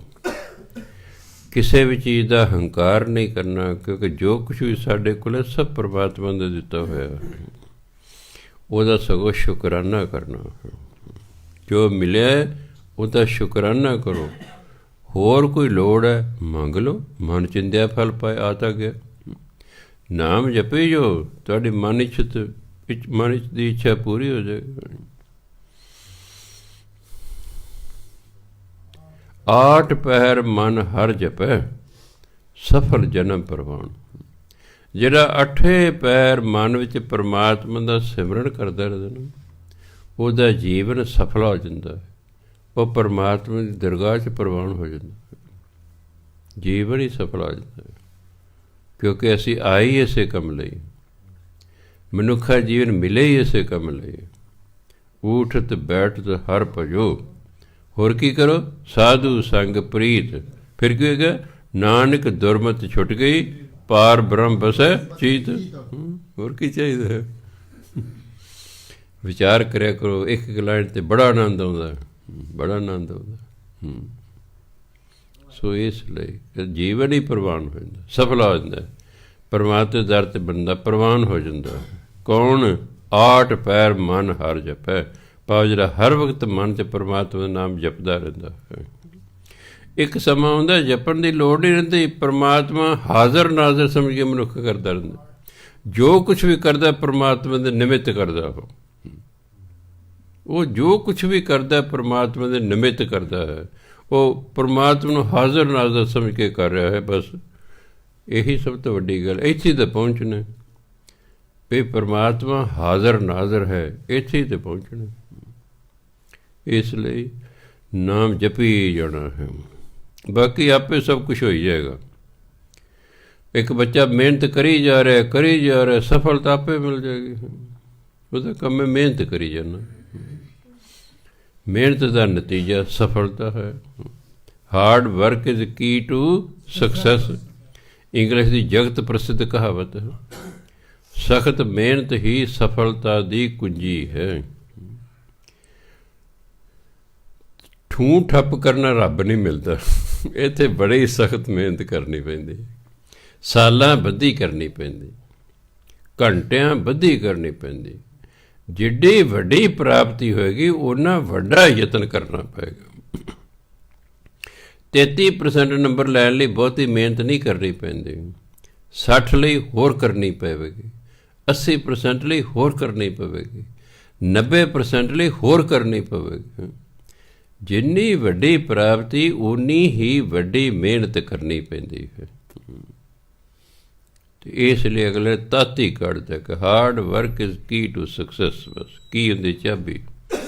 ਸਫਲਤਾ ਦੀ ਕੁੰਜੀ ਹੈ ਸਖਤ ਮਿਹਨਤ। ਕਿਸੇ ਪਾਸੇ ਨੂੰ ਕਰ ਲਓ। ਜੇ ਸੰਸਾਰਕ ਮਿਹਨਤ ਨਾਲ ਨੌਕਰੀਆਂ ਮਿਲਦੀਆਂ ਨੇ ਤਾਂ ਫਿਰ ਪਰਮਾਰਥਕ ਮਿਹਨਤ ਨਾਲ ਰੱਬ ਮਿਲਦਾ ਹੈ। ਅਤੇ ਜੇ ਰੱਬ ਹੀ ਮਿਲ ਗਿਆ ਫਿਰ ਨੌਕਰੀ ਨੂੰ ਸਿਰ 'ਚ ਮਾਰਨਾ ਛੱਡ ਆਉਂਦੇ ਨਕਲੇ। ਸੰਤ ਵਰਿਆਮ ਸਿੰਘ ਨੌਕਰੀ ਕਰਦੇ ਹੁੰਦੇ ਸਨ ਚੰਡੀਗੜ੍ਹ, ਜਿੱਥੇ ਮਿਨਿਸਟਰ ਬਹਿੰਦੇ ਨੇ, ਕੀ ਹੁਣ ਸਾਨੂੰ ਕਹਿੰਦੇ ਨੇ, ਹਾਂਜੀ ਸੈਕਟਰੀਏਟ ਸਰਵਿਸ ਕਰਦੇ ਨੇ। ਸੰਤ ਈਸ਼ਰ ਸ਼ਰਧਾਲੂ ਸਨ। ਸੰਤ ਈਸ਼ਰ ਸਿੰਘ ਜੀ ਕਹਿੰਦੇ ਵਰਿਆਮ ਸਿੰਘ ਨੌਕਰੀ ਛੱਡ ਦੇ, ਚੱਲ ਯੂਪੀ ਜਾ ਕੇ ਪ੍ਰਚਾਰ ਕਰ। ਸਤ ਬਚਨ ਜੀ। ਸਾਡੇ ਵਰਗਾ ਤਾਂ 100 ਵਾਰੀ ਸੋਚਦਾ ਵੀ ਪਰਿਵਾਰ ਹੈ ਜੀ, ਉਹਨੂੰ ਕਿਵੇਂ ਪਾਲਾਂਗੇ ਜੀ। ਸਤ ਬਚਨ ਚੱਲ ਬਈ ਯੂਪੀ ਚੱਲ। ਕਈ ਸਾਲ ਯੂਪੀ ਪ੍ਰਚਾਰ ਕੀਤਾ, ਫਿਰ ਕਹਿੰਦੇ ਹੁਣ ਵਾਪਸ ਆ ਜਾ। ਹਾਂ ਤੂੰ ਪੂਰਾ ਹੋ ਗਿਆ, ਚੱਲ ਕੋਈ ਡੇਰਾ ਵਸਾ। ਅਤੇ ਉਹਨਾਂ ਨੇ ਫਿਰ ਉੱਥੇ ਡੇਰਾ ਵਸਾ ਲਿਆ ਚੰਡੀਗੜ੍ਹ ਦੇ ਕੋਲ, ਹਾਂ ਰਤਵਾੜਾ ਸਾਹਿਬ। ਇਹ ਬੜੀ ਵੱਡੀ ਗੱਲ ਹੈ। ਹਾਲਾਂਕਿ ਨੌਕਰੀ ਛੱਡ ਦੇ, ਚੱਲ ਪ੍ਰਚਾਰ ਕਰ ਜਗ੍ਹਾ ਯੂਪੀ 'ਚ। ਸਤ ਬਚਨ ਦੀ ਸਾਡੇ ਵਰਸੇ ਫਿਰ ਸੋਚ ਖਾਵਾਂਗਾ ਕੀ ਜੀ, ਮੈਂ ਬੱਚੇ ਕਿਵੇਂ ਪਾਲਾਂਗੇ, 100 ਅੱਗੋਂ ਗੱਲ ਕਰਨੇ ਸੀ। ਫਿਰ ਕਰਦੇ ਸੀ ਪ੍ਰਾਪਤੀ ਲਈ ਵੱਡੇ ਦੀ ਮੰਨਣੀ ਪਵੇਗੀ। ਗੁਰੂ ਮਹਾਰਾਜ ਐਂ ਕਰ ਸਿੱਖਾ, ਸਤ ਬਚਨ ਜੀ, ਲੋ ਹੋ ਜਾਏਗੀ ਪ੍ਰਾਪਤੀ। ਅਸੀਂ ਕਹਿੰਦੇ ਨਹੀਂ 6 ਬਚਨ ਜੀ, ਇੱਕ ਆਪਣੇ ਲਈ ਰੱਖ ਲੈਂਦੇ। ਉਹ ਕਹਿ ਚੰਗਾ ਹੋਇਆ। ਸੋ ਤਿਆਗ ਤੇ ਕਰਨਾ ਹੀ ਪੈਂਦਾ। ਕਿਸੇ ਚੀਜ਼ ਦੀ ਪ੍ਰਾਪਤੀ ਲਈ ਬੜੇ ਕੁਛ ਤਿਆਗ ਕਰਨੇ ਪੈਂਦੇ ਨੇ। ਇਹ ਰੋਟੀ ਭੁੱਖ ਘਟਾਉਣੀ ਪੈਂਦੀ ਹੈ, ਨੀਂਦ ਘਟਾਉਣੀ ਪੈਂਦੀ ਹੈ। ਜਿਨ੍ਹਾਂ ਨੇ ਰੱਜ ਕੇ ਖਾਣਾ ਉਹਨੇ ਫਿਰ ਰੱਜ ਕੇ ਸੌਣਾ, ਕਿਉਂਕਿ ਜਿਹੜੀ ਰੋਟੀ ਹੈ ਇਹ ਗਰਮੈਸ਼ ਦਿੰਦੀ ਹੈ, ਅਤੇ ਜਿੱਥੇ ਗਰਮੈਸ਼ ਹੋਏਗੀ ਉੱਥੇ ਨੀਂਦ ਆਵੇਗੀ। ਜਿੰਨਾ ਭਜਨ ਬੰਦਗੀ ਚੌਂਕੜੀਆਂ ਮਾਰ ਕੇ ਘੰਟਿਆਂ ਬੱਧੀ ਕਰਨ, ਉਹ ਤਾਂ ਇੱਕ ਰੋਟੀ ਖਾਂਦੇ ਨੇ ਬਸ, ਇੱਕ ਸਵੇਰੇ ਖਾ ਲਈ, ਇੱਕ ਰਾਤ ਨੂੰ ਖਾ ਲਈ, ਤਾਂ ਜੋ ਐਕਟਿਵ ਰਹਿਣ। ਉਹ ਅਨਾਜ ਘੱਟ ਖਾਂਦੇ ਨੇ। ਉਹ ਫਿਰ ਸਮਾਂ ਪਾ ਕੇ ਆਪੇ ਭੁੱਖ ਘਟ ਜਾਂਦੀ ਹੈ, ਘਟਾਉਣੀ ਨਹੀਂ ਪੈਂਦੀ। ਫਿਰ ਆਪੇ ਭੁੱਖ ਘਟ ਜਾਂਦੀ ਹੈ। ਤੁਸੀਂ ਕਿਉਂ ਘਟ ਜਾਂਦੀ ਹੈ ਜੀ? ਜੋ ਅਨਾਜ ਤੋਂ ਉਹਨੂੰ ਐਨਰਜੀ ਮਿਲਣੀ ਸੀ ਉਹਨੂੰ ਨਾਮ ਤੋਂ ਮਿਲਣੀ ਸ਼ੁਰੂ ਹੋ ਜਾਂਦੀ ਹੈ। ਬਸ ਸਰੀਰ ਨੂੰ ਐਨਰਜੀ ਚਾਹੀਦੀ ਹੁੰਦੀ ਹੈ, ਸਰੀਰ ਚੱਲਣ ਲਈ ਐਨਰਜੀ ਚਾਹੀਦੀ ਨਾ, ਉਹਨੂੰ ਨਾਮ ਤੋਂ ਐਨਰਜੀ ਮਿਲਣ ਲੱਗਦੀ, ਇਸ ਲਈ ਉਹਨੂੰ ਭੁੱਖ ਘੱਟ ਲੱਗਦੀ, ਭੁੱਖ ਹੀ ਘੱਟ ਹੋ ਜਾਂਦੀ ਉਹਦੀ। ਪਹਿਲਾਂ ਸਵੇਰੇ ਇੱਕ ਖਾਂਦਾ, ਰਾਤ ਦੋ ਖਾਂਦਾ, ਫਿਰ ਇੱਕ ਰੋਟੀ ਤੇ ਹੀ ਆਉਂਦਾ, ਇੱਕੋ ਟਾਈਮ ਵੀ ਖਾਂਦਾ 24 ਘੰਟੇ, ਬਸ ਜੀ ਨਹੀਂ ਕਰਦਾ, ਉਹ ਜੀ ਨਹੀਂ ਕਰਦਾ ਉਹਦਾ। ਪਹਿਲਾਂ ਘਟਾਉਣੀ ਪੈਂਦੀ ਆਪ, ਪਹਿਲਾਂ ਆਪ ਘਟਾਉਣੀ ਪੈਂਦੀ ਵੀ ਤਾਂ ਜੋ ਮੈਂ ਐਕਟਿਵ ਰਹਾਂ, ਮੈਨੂੰ ਨੀਂਦ ਘੱਟ ਆਵੇ। ਅਲਪਹਾਰ ਸੁਲਭ ਸੀ ਨਿੰਦਰ, ਦਸਮ ਪਾਤਸ਼ਾਹ ਵੀ ਕਹਿੰਦੇ ਨੇ ਥੋੜ੍ਹਾ ਖਾਓ ਥੋੜ੍ਹਾ ਸਮੋ। ਇਹ ਕੁਦਰਤੀ ਗੱਲ ਹੈ, ਜਿਹੜਾ ਥੋੜ੍ਹਾ ਖਾਏਗਾ ਉਹਨੂੰ ਨੀਂਦ ਹੀ ਘੱਟ ਆਵੇਗੀ। ਭੁੱਖੇ ਨੂੰ ਕਿੱਥੇ ਨੀਂਦ ਆਉਂਦੀ ਹੈ? ਭੁੱਖੇ ਨੂੰ ਨੀਂਦ ਨਹੀਂ ਆਇਆ ਕਰਦੇ, ਉਹ ਤਾਂ ਬਹੁਤ ਹੀ ਨੀਂਦ ਜ਼ੋਰ ਪਾ ਲੈ ਵੀ 4-5 ਵਜੇ ਜਾ ਕੇ ਭੁੱਖਾ ਬੰਦਾ ਫਿਰ ਲੇਟ ਜਾਂਦਾ ਪਿਆ। ਕਿਉਂਕਿ ਨੀਂਦ ਇੱਕ ਐਸੀ ਚੀਜ਼ ਹੈ, ਇਹ ਸੂਲਾਂ ਦੀ ਸੇਜ 'ਤੇ ਵੀ ਆ ਜਾਂਦੀ ਹੈ। ਬੰਦਾ ਬਹੁਤ ਜ਼ਿਆਦਾ ਬਿਮਾਰ ਹੈ, ਹਾਏ ਹਾਏ ਘੰਟਿਆਂ ਬੱਧੀ ਕਰਦਾ ਰਹਿੰਦਾ, ਪਰ ਇੱਕ ਸਮਾਂ ਦੇ ਕੁਝ ਸਮੇਂ ਲਈ ਉਹਨੂੰ ਵੀ ਨੀਂਦ ਆ ਜਾਂਦੀ ਹੈ। ਉਹ ਉਦੋਂ ਹੀ ਸੌਂਦੇ ਨੇ ਜਦੋਂ ਕੋਈ ਪੇਸ਼ ਨਹੀਂ ਜਾਂਦੀ। ਬਾਬਾ ਨਾਨਕ ਸਿੰਘ ਜੀ ਉਦੋਂ ਨਾ ਇਸ ਤਰ੍ਹਾਂ ਦੀ ਛੱਤਾਂ ਨਹੀਂ ਸੀ ਹੁੰਦੀਆਂ, ਛਤੀਰ ਬਾਲੇ ਹੁੰਦੇ ਸਨ, ਛੱਤਾਂ 'ਤੇ ਕੜੀਆਂ ਹੁੰਦੀਆਂ ਸਨ, ਪੁਰਾਣੇ ਬੰਦੇ ਨੂੰ ਪਤਾ। ਛਤੀਰ ਦੇ ਨਾਲ ਰੱਸਾ ਬੰਨ੍ਹ ਲੈਣਾ ਉਹਨਾਂ ਨੇ, ਰੱਸੀ ਆਪਣੇ ਜੂੜੇ ਨਾਲ ਬੰਨ੍ਹ ਲੈਣੀ, ਬੈਠੇ ਸਿਮਰਨ ਕਰ। ਜਦੋਂ ਨੀਂਦ ਐਂ ਹੋਣਾ ਕਿ ਨਹੀਂ, ਇਹ ਆਊਗਾ ਸਿਰ ਕੁਦਰਤੀ ਗੱਲ ਐਂ, ਉਹ ਝਟਕਾ ਵੱਜਣਾ, ਉਹਨੂੰ ਫਿਰ ਸਾਵਧਾਨ ਹੋ ਜਾ, ਫਿਰ ਲੱਗ ਜਾਣਾ, ਫਿਰ ਦੇਖਾ ਨੀਂਦ ਆਉਣ ਲੱਗੇ, ਸਿਰ ਕੁਦਰਤੀ ਗੱਲ ਨੀਵਾਂ ਹੋਏਗਾ ਹੀ ਹੋਏਗਾ। ਜੋ ਸਿਰ ਨੀਵਾਂ ਨਾ ਉਹ ਰੱਸੀ ਖਿੱਚੀ ਜਾਣੀ, ਝਟਕਾ ਵੱਜਣਾ, ਉਹਨੂੰ ਫਿਰ ਸਾਵਧਾਨ ਹੋ ਜਾਣਾ। ਕਿਸੇ ਚੀਜ਼ ਦੀ ਪ੍ਰਾਪਤੀ ਛੇਤੀ ਛੇਤੀ ਨਹੀਂ ਹੋਇਆ ਕਰਦੀ, ਬਹੁਤ ਕੁਛ ਤਿਆਗ ਕਰਨਾ ਪੈਂਦਾ ਹੈ, ਬਹੁਤੀਆਂ ਰੋਟੀਆਂ ਵੀ ਛੱਡਣੀਆਂ ਪੈਂਦੀਆਂ ਨੇ, ਨੀਂਦ ਵੀ ਛੱਡਣੀ ਪੈਂਦੀ ਹੈ, ਬੜਾ ਕੁਛ ਕਰਨਾ ਪੈਂਦਾ, ਤਾਂ ਜਾ ਕੇ ਪ੍ਰਾਪਤੀ ਹੁੰਦੀ ਹੈ। ਕਿਉਂਕਿ ਸੰਸਾਰ ਦੀ ਸਭ ਤੋਂ ਵੱਡੀ ਪ੍ਰਾਪਤੀ ਜਿਹੜੀ ਪਰਮਾਤਮਾ ਦੀ ਪ੍ਰਾਪਤੀ ਹੈ, ਅਤੇ ਉਹ ਨਾ ਕੋਈ ਜਿਹੜਾ ਹੈ ਸਾਲ 2 ਸਾਲ 10 ਸਾਲਾਂ 'ਚ ਨਹੀਂ ਹੁੰਦੀ, ਕਈ ਵਾਰੀ ਕਈ ਜਨਮ ਲੱਗ ਜਾਂਦੇ ਨੇ। ਪਤਾ ਨਹੀਂ ਕਿੰਨੇ ਜਨਮਾਂ ਦੀ ਕਮਾਈ ਇਕੱਠੀ ਹੋ ਕੇ ਫਿਰ ਕਿਸੇ ਜਨਮ ਦੇ ਵਿੱਚ ਜਾ ਕੇ ਪ੍ਰਾਪਤੀ ਹੁੰਦੀ ਹੈ। ਸੋ ਸਾਡਾ ਕੰਮ ਹੈ ਲੱਗੇ ਰਹਿਣਾ, ਕਿਰਪਾ ਤੇ ਗੁਰੂ ਨੇ ਕਰਨੀ ਹੈ, ਉਹ ਕਦੋਂ ਕਰਦੇ ਇਹ ਉਹਦੀ ਮਰਜ਼ੀ ਹੈ। ਅਸੀਂ ਤਾਂ ਆਸ ਰੱਖ ਕੇ ਲੱਗੇ ਰਹਿਣਾ। ਕਿਉਂ ਆਸ? ਇਸ ਲਈ ਹੈ ਕਿ ਪਰਮਾਤਮਾ ਸਾਡਾ ਸਿਮਰਨ ਨੂੰ ਘਾਲ ਨੂੰ ਭੰਨਦਾ ਨਹੀਂ ਹੈਗਾ। ਜਿੰਨਾ ਵੀ ਤੁਸੀਂ ਸਿਮਰਨ ਕਰ ਲਓਗੇ ਉਸ ਨੂੰ ਪਰਮਾਤਮਾ ਸਵੀਕਾਰ ਕਰ ਲੈਂਦਾ। ਸੰਸਾਰ ਦੇ ਵਿੱਚ ਮੈਂ ਦੇਖਿਆ ਕਈ ਮਿਹਨਤਾਂ ਐਵੇਂ ਵਿਅਰਥ ਚਲੀਆਂ ਜਾਂਦੀਆਂ ਨੇ, ਨਹੀਂ ਫਲ ਲੱਗਦਾ। ਇੱਕ ਬੱਚਾ ਸਾਰਾ ਸਾਲ ਮਿਹਨਤ ਕਰਦਾ, ਇਮਤਿਹਾਨਾਂ 'ਚ ਆ ਕੇ ਦੁਰਘਟਨਾ ਹੋ ਗਈ, ਫੇਲ ਹੋ ਗਿਆ, ਇਮਤਿਹਾਨ 'ਚ ਆ ਕੇ ਵੱਡੀ ਬਿਮਾਰੀ ਲੱਗ ਗਈ ਹੈ, ਫੇਲ ਹੋ ਗਿਆ। ਪਰ ਉਹ ਤਾਂ ਇੱਕ ਸੈਕਿੰਡ ਲਈ ਤੁਸੀਂ ਵਾਹਿਗੁਰੂ ਕਹਤੇ, ਇੱਕ ਵਾਰ ਵੀ ਤੁਹਾਡੇ ਮੂੰਹ ਵਾਹਿਗੁਰੂ ਨਿਕਲਿਆ, ਉਹ ਵੀ ਲਿਖਿਆ ਜਾਣਾ ਵੀ ਇਹਨੇ ਵਾਹਿਗੁਰੂ ਕਿਹਾ ਸੀ। ਭਜਨ ਬੰਦਗੀ ਇੱਕ ਐਸੀ ਮਿਹਨਤ ਹੈ ਜਿਹੜੀ ਵਿਅਰਥ ਨਹੀਂ ਜਾਂਦੀ। ਇਹ ਜਮ੍ਹਾਂ ਹੋਈ ਜਾਣੀ ਹੈ ਜਮ੍ਹਾਂ। ਅਤੇ ਜਿੰਨਾ ਫਿਰ ਨਾਮ ਧਨ ਚਾਹੀਦਾ ਹੈ, ਜਦੋਂ ਮਨੁੱਖ ਕੋਲ ਓਨਾ ਹੋ ਜਾਂਦਾ ਉਹਨੂੰ ਫਿਰ ਪਰਮਾਤਮਾ ਦੀ ਪ੍ਰਾਪਤੀ ਹੋ ਜਾਂਦੀ ਹੈ। ਇਸ ਲਈ ਲੱਗੇ ਰਹਿਣਾ। ਰੱਬ ਨਾ ਵੀ ਪ੍ਰਾਪਤ ਹੋਵੇ, ਰੱਬ ਵੱਲ ਨੂੰ ਤੁਰਨਾ ਹੀ ਬੜਾ ਕੁਛ ਦਿੰਦਾ ਹੈ। ਪਹਿਲਾਂ ਮਨੁੱਖ ਨੂੰ ਰਿੱਧੀਆਂ ਸਿੱਧੀਆਂ ਪ੍ਰਾਪਤ ਹੋਣਗੀਆਂ, ਪਹਿਲੀ ਸਟੇਜ ਹੈ। ਅਗਰ ਤੁਹਾਨੂੰ ਰਿੱਧੀ ਸਿੱਧੀ ਹੀ ਅਜੇ ਪ੍ਰਾਪਤ ਨਹੀਂ ਹੋਈ, ਅਜੇ ਦਿੱਲੀ ਬਹੁਤ ਦੂਰ ਹੈ, ਅਜੇ ਦਿੱਲੀ ਬਹੁਤ ਦੂਰ ਹੈ। ਜਦੋਂ ਰਿੱਧੀਆਂ ਸਿੱਧੀਆਂ ਪ੍ਰਾਪਤ ਹੋ ਗਈਆਂ, ਜਿਹੜਾ ਬੰਦਾ ਤਾਂ ਇਹਨਾਂ 'ਚ ਹੀ ਉਲਝ ਗਿਆ ਵੀ ਹੁਣ ਇਹਨਾਂ ਦੀ ਮਦਦ ਮਾਇਆ ਕਮਾ ਲਓ, ਬੱਲੇ ਬੱਲੇ ਬੱਲੇ ਢੇਰ ਲੱਗ ਜਾਣੇ ਤੁਹਾਡੇ। ਜਿਹੜਾ ਫਿਰ ਲੱਗਾ ਰਹਿੰਦਾ ਹੈ, ਉਹ ਅਖੀਰ 'ਤੇ ਪਹੁੰਚ ਜਾਂਦਾ ਹੈ। ਸੋ ਗੁਰੂ ਮਹਾਰਾਜ ਕਹਿੰਦੇ 8 ਪੈਰ ਮਨ ਹਰ ਜਪੈ, ਸਫਲ ਜਨਮ ਪ੍ਰਵਾਨ। ਜਿਹੜਾ ਮਨ ਵਿੱਚ ਨੰਨੇ ਨਸਿਆਰੀ ਹੈ, ਮਨ ਵਿੱਚ ਜਿਹੜਾ 8 ਪੈਰ ਪਰਮਾਤਮਾ ਨੂੰ ਜਪਦਾ ਰਹਿੰਦਾ ਹੈ, ਉਹਦਾ ਇਹ ਮਨੁੱਖਾ ਜੀਵਨ ਸਫਲ ਹੋ ਜਾਂਦਾ ਹੈ ਅਤੇ ਉਹ ਪਰਮਾਤਮਾ ਦੇ ਦਰ 'ਤੇ ਪ੍ਰਵਾਨ ਹੋ ਜਾਂਦਾ ਹੈ। ਅੰਤਰ ਬਾਹਰ ਸਦਾ ਸੰਗ, ਕਰਨਾ ਹਾਰ ਪਛਾਣ। ਫਿਰ ਜਿਹੜਾ ਪਰਮਾਤਮਾ ਸਾਡੇ ਅੰਦਰ ਵੀ ਹੈ, ਸਾਡੇ ਬਾਹਰ ਵੀ ਹੈ, ਸਦਾ ਸਾਡੇ ਨਾਲ ਹੈ, ਉਹਦੀ ਫਿਰ ਪਹਿਚਾਣ ਹੋ ਜਾਂਦੀ ਹੈ।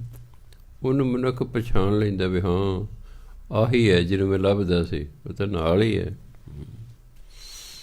ਸੋ ਸਾਜਨ ਸੋ ਸਖਾ ਮੀਤ, ਜੋ ਹਰ ਕੀ ਮਤ ਦੇ। ਅਸਲ 'ਚ ਉਹੀ ਸੱਜਣ ਹੈ, ਸਖਾ ਉਹੀ ਸਾਥੀ ਹੈ, ਮੀਤ ਉਹੀ ਮਿੱਤਰ ਹੈ ਜਿਹੜਾ ਸਾਨੂੰ ਹਰੀ ਦੀ ਮੱਤ ਦੇਵੇ।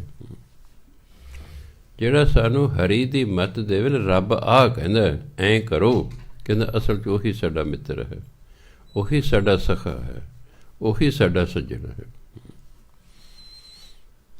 ਨਾਨਕ ਤਿਸ ਬਲਿਹਾਰ ਨੇ ਹਰ ਹਰ ਨਾਮ ਜਪੇ।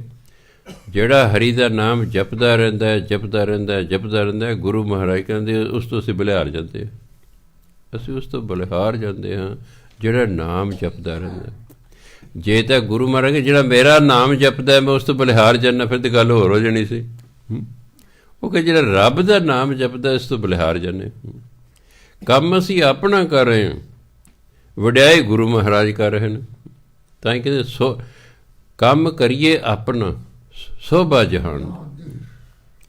ਮਨੁੱਖ ਕੰਮ ਆਪਣਾ ਕਰ ਰਿਹਾ ਹੈ, ਲੋਕ ਵਡਿਆਈ ਕਰਦੇ। ਉਹ ਫਲਾਣੇ ਦਾ ਮੁੰਡਾ ਬੜਾ ਚੰਗਾ, ਹਾਲਾਂਕਿ ਉਹਦੇ ਮਾਂ ਬਾਪ ਨੂੰ ਫਾਇਦਾ ਹੈ, ਪਰ ਉਹ ਕਹਿੰਦੇ ਫਲਾਣੇ ਦਾ ਮੁੰਡਾ ਬੜਾ ਚੰਗਾ, ਫਲਾਣੇ ਦਾ ਮੁੰਡਾ ਬੜਾ ਮਿਹਨਤੀ ਹੈ, ਉਹਦੀ ਵਡਿਆਈ ਕਰਦੇ।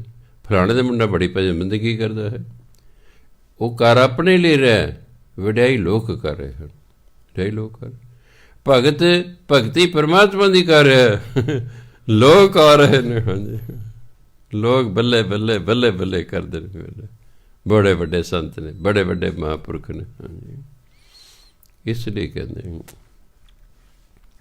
ਨਾਨਕ ਤਿਸ ਬਲਿਹਾਰ ਨੇ ਹਰ ਹਰ ਨਾਮ ਜਪੇ। ਜਿਹੜਾ ਹਰੀ ਦਾ ਨਾਮ ਜਪਦਾ ਰਹਿੰਦਾ ਹੈ, ਗੁਰੂ ਮਹਾਰਾਜ ਕਹਿੰਦੇ ਉਹਨਾਂ ਤੋਂ ਬਲਿਹਾਰ ਜਾਣਾ ਚਾਹੀਦਾ ਹੈ। ਸ਼ਲੋਕ। ਆਠ ਪਹਿਰ ਗੁਣ ਗਾਈਏ, ਤਜੀਏ ਅਵਰ ਜੰਜਾਲ। ਜਮ ਕੰਕਰ ਜੋ ਨ ਸਕੇ, ਨਾਨਕ ਪ੍ਰਭੂ ਦਿਆਲ। ਜੇ ਹਾਹੇ ਤੋਂ ਪਹਿਲੇ ਅੱਖਰ ਨੂੰ ਹੋੜਾ ਲੱਗਾ ਹੋਵੇ, ਫਿਰ ਹਾਹੇ ਦੀ ਸਿਹਾਰੀ ਨਹੀਂ ਬੋਲਦੀ। ਜੇ ਹਾਹੇ ਤੋਂ ਪਹਿਲੇ ਅੱਖਰ ਨੂੰ ਹੋੜਾ ਲੱਗਾ ਹੋਵੇ ਜਾਂ ਪਹਿਲੇ ਅੱਖਰ ਨੂੰ ਔਂਕੜ ਲੱਗਾ ਹੋਵੇ, ਉਦੋਂ ਹਾਹੇ ਦੀ ਸਿਹਾਰੀ ਨਹੀਂ ਬੋਲਦੀ। ਇਹਨੂੰ ਜੋਹੇ ਨਹੀਂ ਪੜ੍ਹਨਾ, ਜੋ ਪੜ੍ਹਨਾ, ਤੱਕਣਾ, ਬੈਡ ਸੈਂਸ ਨਾਲ ਤੱਕਣਾ, ਕਿਸੇ ਨੂੰ ਨੁਕਸਾਨ ਪਹੁੰਚਾਉਣ ਲਈ ਤੱਕਣਾ, ਉਹਨੂੰ ਕਹਿੰਦਾ ਜੋਣਾ। ਜੋ ਜਮ ਕੰਕਰ ਜੋ ਨਾ ਸਕੇ, ਨਾਨਕ ਪ੍ਰਭੂ ਦਿਆਲ। ਆਠ ਪੈਰ ਗੁਣ ਗਾਈਐ, ਇਹਨੂੰ ਗਾਈਆਂ ਨਹੀਂ ਪੜ੍ਹਨਾ, ਗਾਈਐ। ਅੱਠੇ ਪੈਰ ਪਰਮਾਤਮਾ ਦੇ ਗੁਣ ਗਾਉਣੇ ਚਾਹੀਦੇ ਹਨ। ਤਜੀਐ ਅਵਰ ਜੰਜਾਲ, ਸਾਰੇ ਸੰਸਾਰਕ ਝੰਜਟ ਛੱਡ ਦੇਣੇ ਚਾਹੀਦੇ ਨੇ। ਫਿਰ ਕੀ ਹੋਏਗਾ? ਜਮ ਕੰਕਰ ਜੋ ਨਾ ਸਕੇ। ਕੰਕਰ ਨੂੰ ਸੇਵਕ ਨੂੰ ਕਹਿੰਦੇ ਨੇ, ਭਾਵ ਜਮਦੂਤ। ਜਮਦੂਤ ਤੁਹਾਡੇ ਵੱਲ ਵੇਖ ਹੀ ਨਹੀਂ ਸਕੇਗਾ। ਫੜਨਾ ਤਾਂ ਤੁਹਾਨੂੰ ਕੀ ਹੈ, ਸਜ਼ਾ ਤਾਂ ਤੁਹਾਨੂੰ ਕੀ ਦੇਣੀ, ਜਮਦੂਤ ਤੁਹਾਡੇ ਵੱਲ ਵੇਖ ਹੀ ਨਹੀਂ ਸਕੇਗਾ। ਨਾਨਕ ਪ੍ਰਭੂ ਦਿਆਲ, ਕਿਉਂਕਿ ਤੁਸੀਂ ਅੱਠੇ ਪੈਰ ਉਹਦੇ ਗੁਣ ਗਾਉਂਦੇ ਹੋ। ਸੰਸਾਰਕ ਝੰਜੜ ਤੁਸੀਂ ਛੱਡਦੇ ਨੇ, ਪਰਮਾਤਮਾ ਤੁਹਾਡੇ 'ਤੇ ਦਿਆਲੂ ਹੋ ਜਾਂਦਾ। ਇਸ ਲਈ ਜਮਦੂਤ ਵੀ ਤੁਹਾਨੂੰ ਕੁਛ ਨਹੀਂ ਕਹਿੰਦੇ। ਪ੍ਰਤਾਪ ਤੁਮਾਰਾ ਦੇਖ ਕੇ ਜਮਦੂਤ ਭਗ ਜਾਈ। ਜਮਦੂਤ ਵੀ ਦੌੜ ਜਾਂਦੇ ਨੇ, ਇਹ ਬੰਦਾ ਭਜਨ ਬੰਦਗੀ ਕਰਨ ਵਾਲਾ ਹੈ। ਪੌੜੀ। ਅਸ਼ਟਮੀ, ਅੱਠਵੀਂ ਥਿਤ। ਅਸ਼ਟ, ਅਸ਼ਟ ਹਿੰਦੀ ਦਾ ਸ਼ਬਦ ਹੈ ਅੱਠ। ਅਸ਼ਟ ਤੋਂ ਹੀ ਬਣੇ ਅਸ਼ਟਮੀ। ਅਸ਼ਟਮੀ ਅਸ਼ਟ ਸਿੱਧ ਨਵ ਨਿਧ, ਸਗਲ ਪਦਾਰਥ ਪੂਰਨ ਬੁੱਧ। ਕਵਲ ਪ੍ਰਗਾਸ ਸਦਾ ਆਨੰਦ, ਨਿਰਮਲ ਰੀਤ ਨਿਰੋਧਰਮੰਤ। ਜਿਹੜਾ ਪਰਮਾਤਮਾ ਦਾ ਨਾਮ ਜਪਦਾ ਨਾ, ਉਹਨੂੰ ਅੱਠੇ ਸਿੱਧੀਆਂ ਪ੍ਰਾਪਤ ਹੁੰਦੀਆਂ। 9 ਨਿਧੀਆਂ ਗਿਣੇ ਗਏ, 9 ਖਜ਼ਾਨੇ ਗਿਣੇ ਗਏ ਸੰਸਾਰ ਦੇ। ਕਹਿੰਦੇ 9 ਦੇ 9 ਖਜ਼ਾਨੇ ਉਹਨੂੰ ਪ੍ਰਾਪਤ ਹੋ ਜਾਂਦੇ ਹਨ। ਅੱਠੇ ਦੀਆਂ ਅੱਠੇ ਸਿੱਧੀਆਂ ਪ੍ਰਾਪਤ ਹੁੰਦੀਆਂ ਨੇ। ਸਗਲ ਪਦਾਰਥ, ਸਾਰੇ ਪਦਾਰਥ ਪ੍ਰਾਪਤ ਹੋ ਜਾਂਦੇ ਨੇ। ਪੂਰਨ ਬੁੱਧ, ਉਹਦੀ ਮੱਤ ਪੂਰਨ ਹੋ ਜਾਂਦੀ ਹੈ। ਕਵਲ ਪ੍ਰਗਾਸ ਮਨ ਰੂਪੀ ਹਿਰਦਾ ਖਿੜ ਉੱਠਦਾ ਹੈ। ਕਵਲ ਤੇ ਕਵਲ ਫੁੱਲ ਹੁੰਦਾ ਹੈ, ਇਸ ਤੇ ਭਾਵ ਮਨ ਹੈ। ਜਿਵੇਂ ਕਵਲ ਫੁੱਲ ਖਿੜਿਆ ਹੁੰਦਾ ਇਸ ਤਰ੍ਹਾਂ ਮਨ ਖਿੜ ਉੱਠਦਾ ਹੈ। ਅੱਜ ਤਾਂ ਸਾਡੇ ਮਨ ਉਦਾਸ ਨੇ, ਚਿੰਤਤ ਨੇ। ਗੁਰਬਾਣੀ ਚਿੰਤਤ ਹੀ ਦੀਸੈ ਸਭ ਕੋਏ, ਸਾਰੇ ਚਿੰਤਾਤਰ ਵਿਖਾਈ ਦੇ ਰਹੇ। ਇਹੀ ਜਿਹੜਾ ਮਨ ਹੈ ਖਿੜ ਉੱਠੇਗਾ, ਸਦਾ ਆਨੰਦ ਅਤੇ ਸਦਾ ਆਨੰਦ ਦੀ ਪ੍ਰਾਪਤੀ ਹੋ ਜਾਏਗੀ।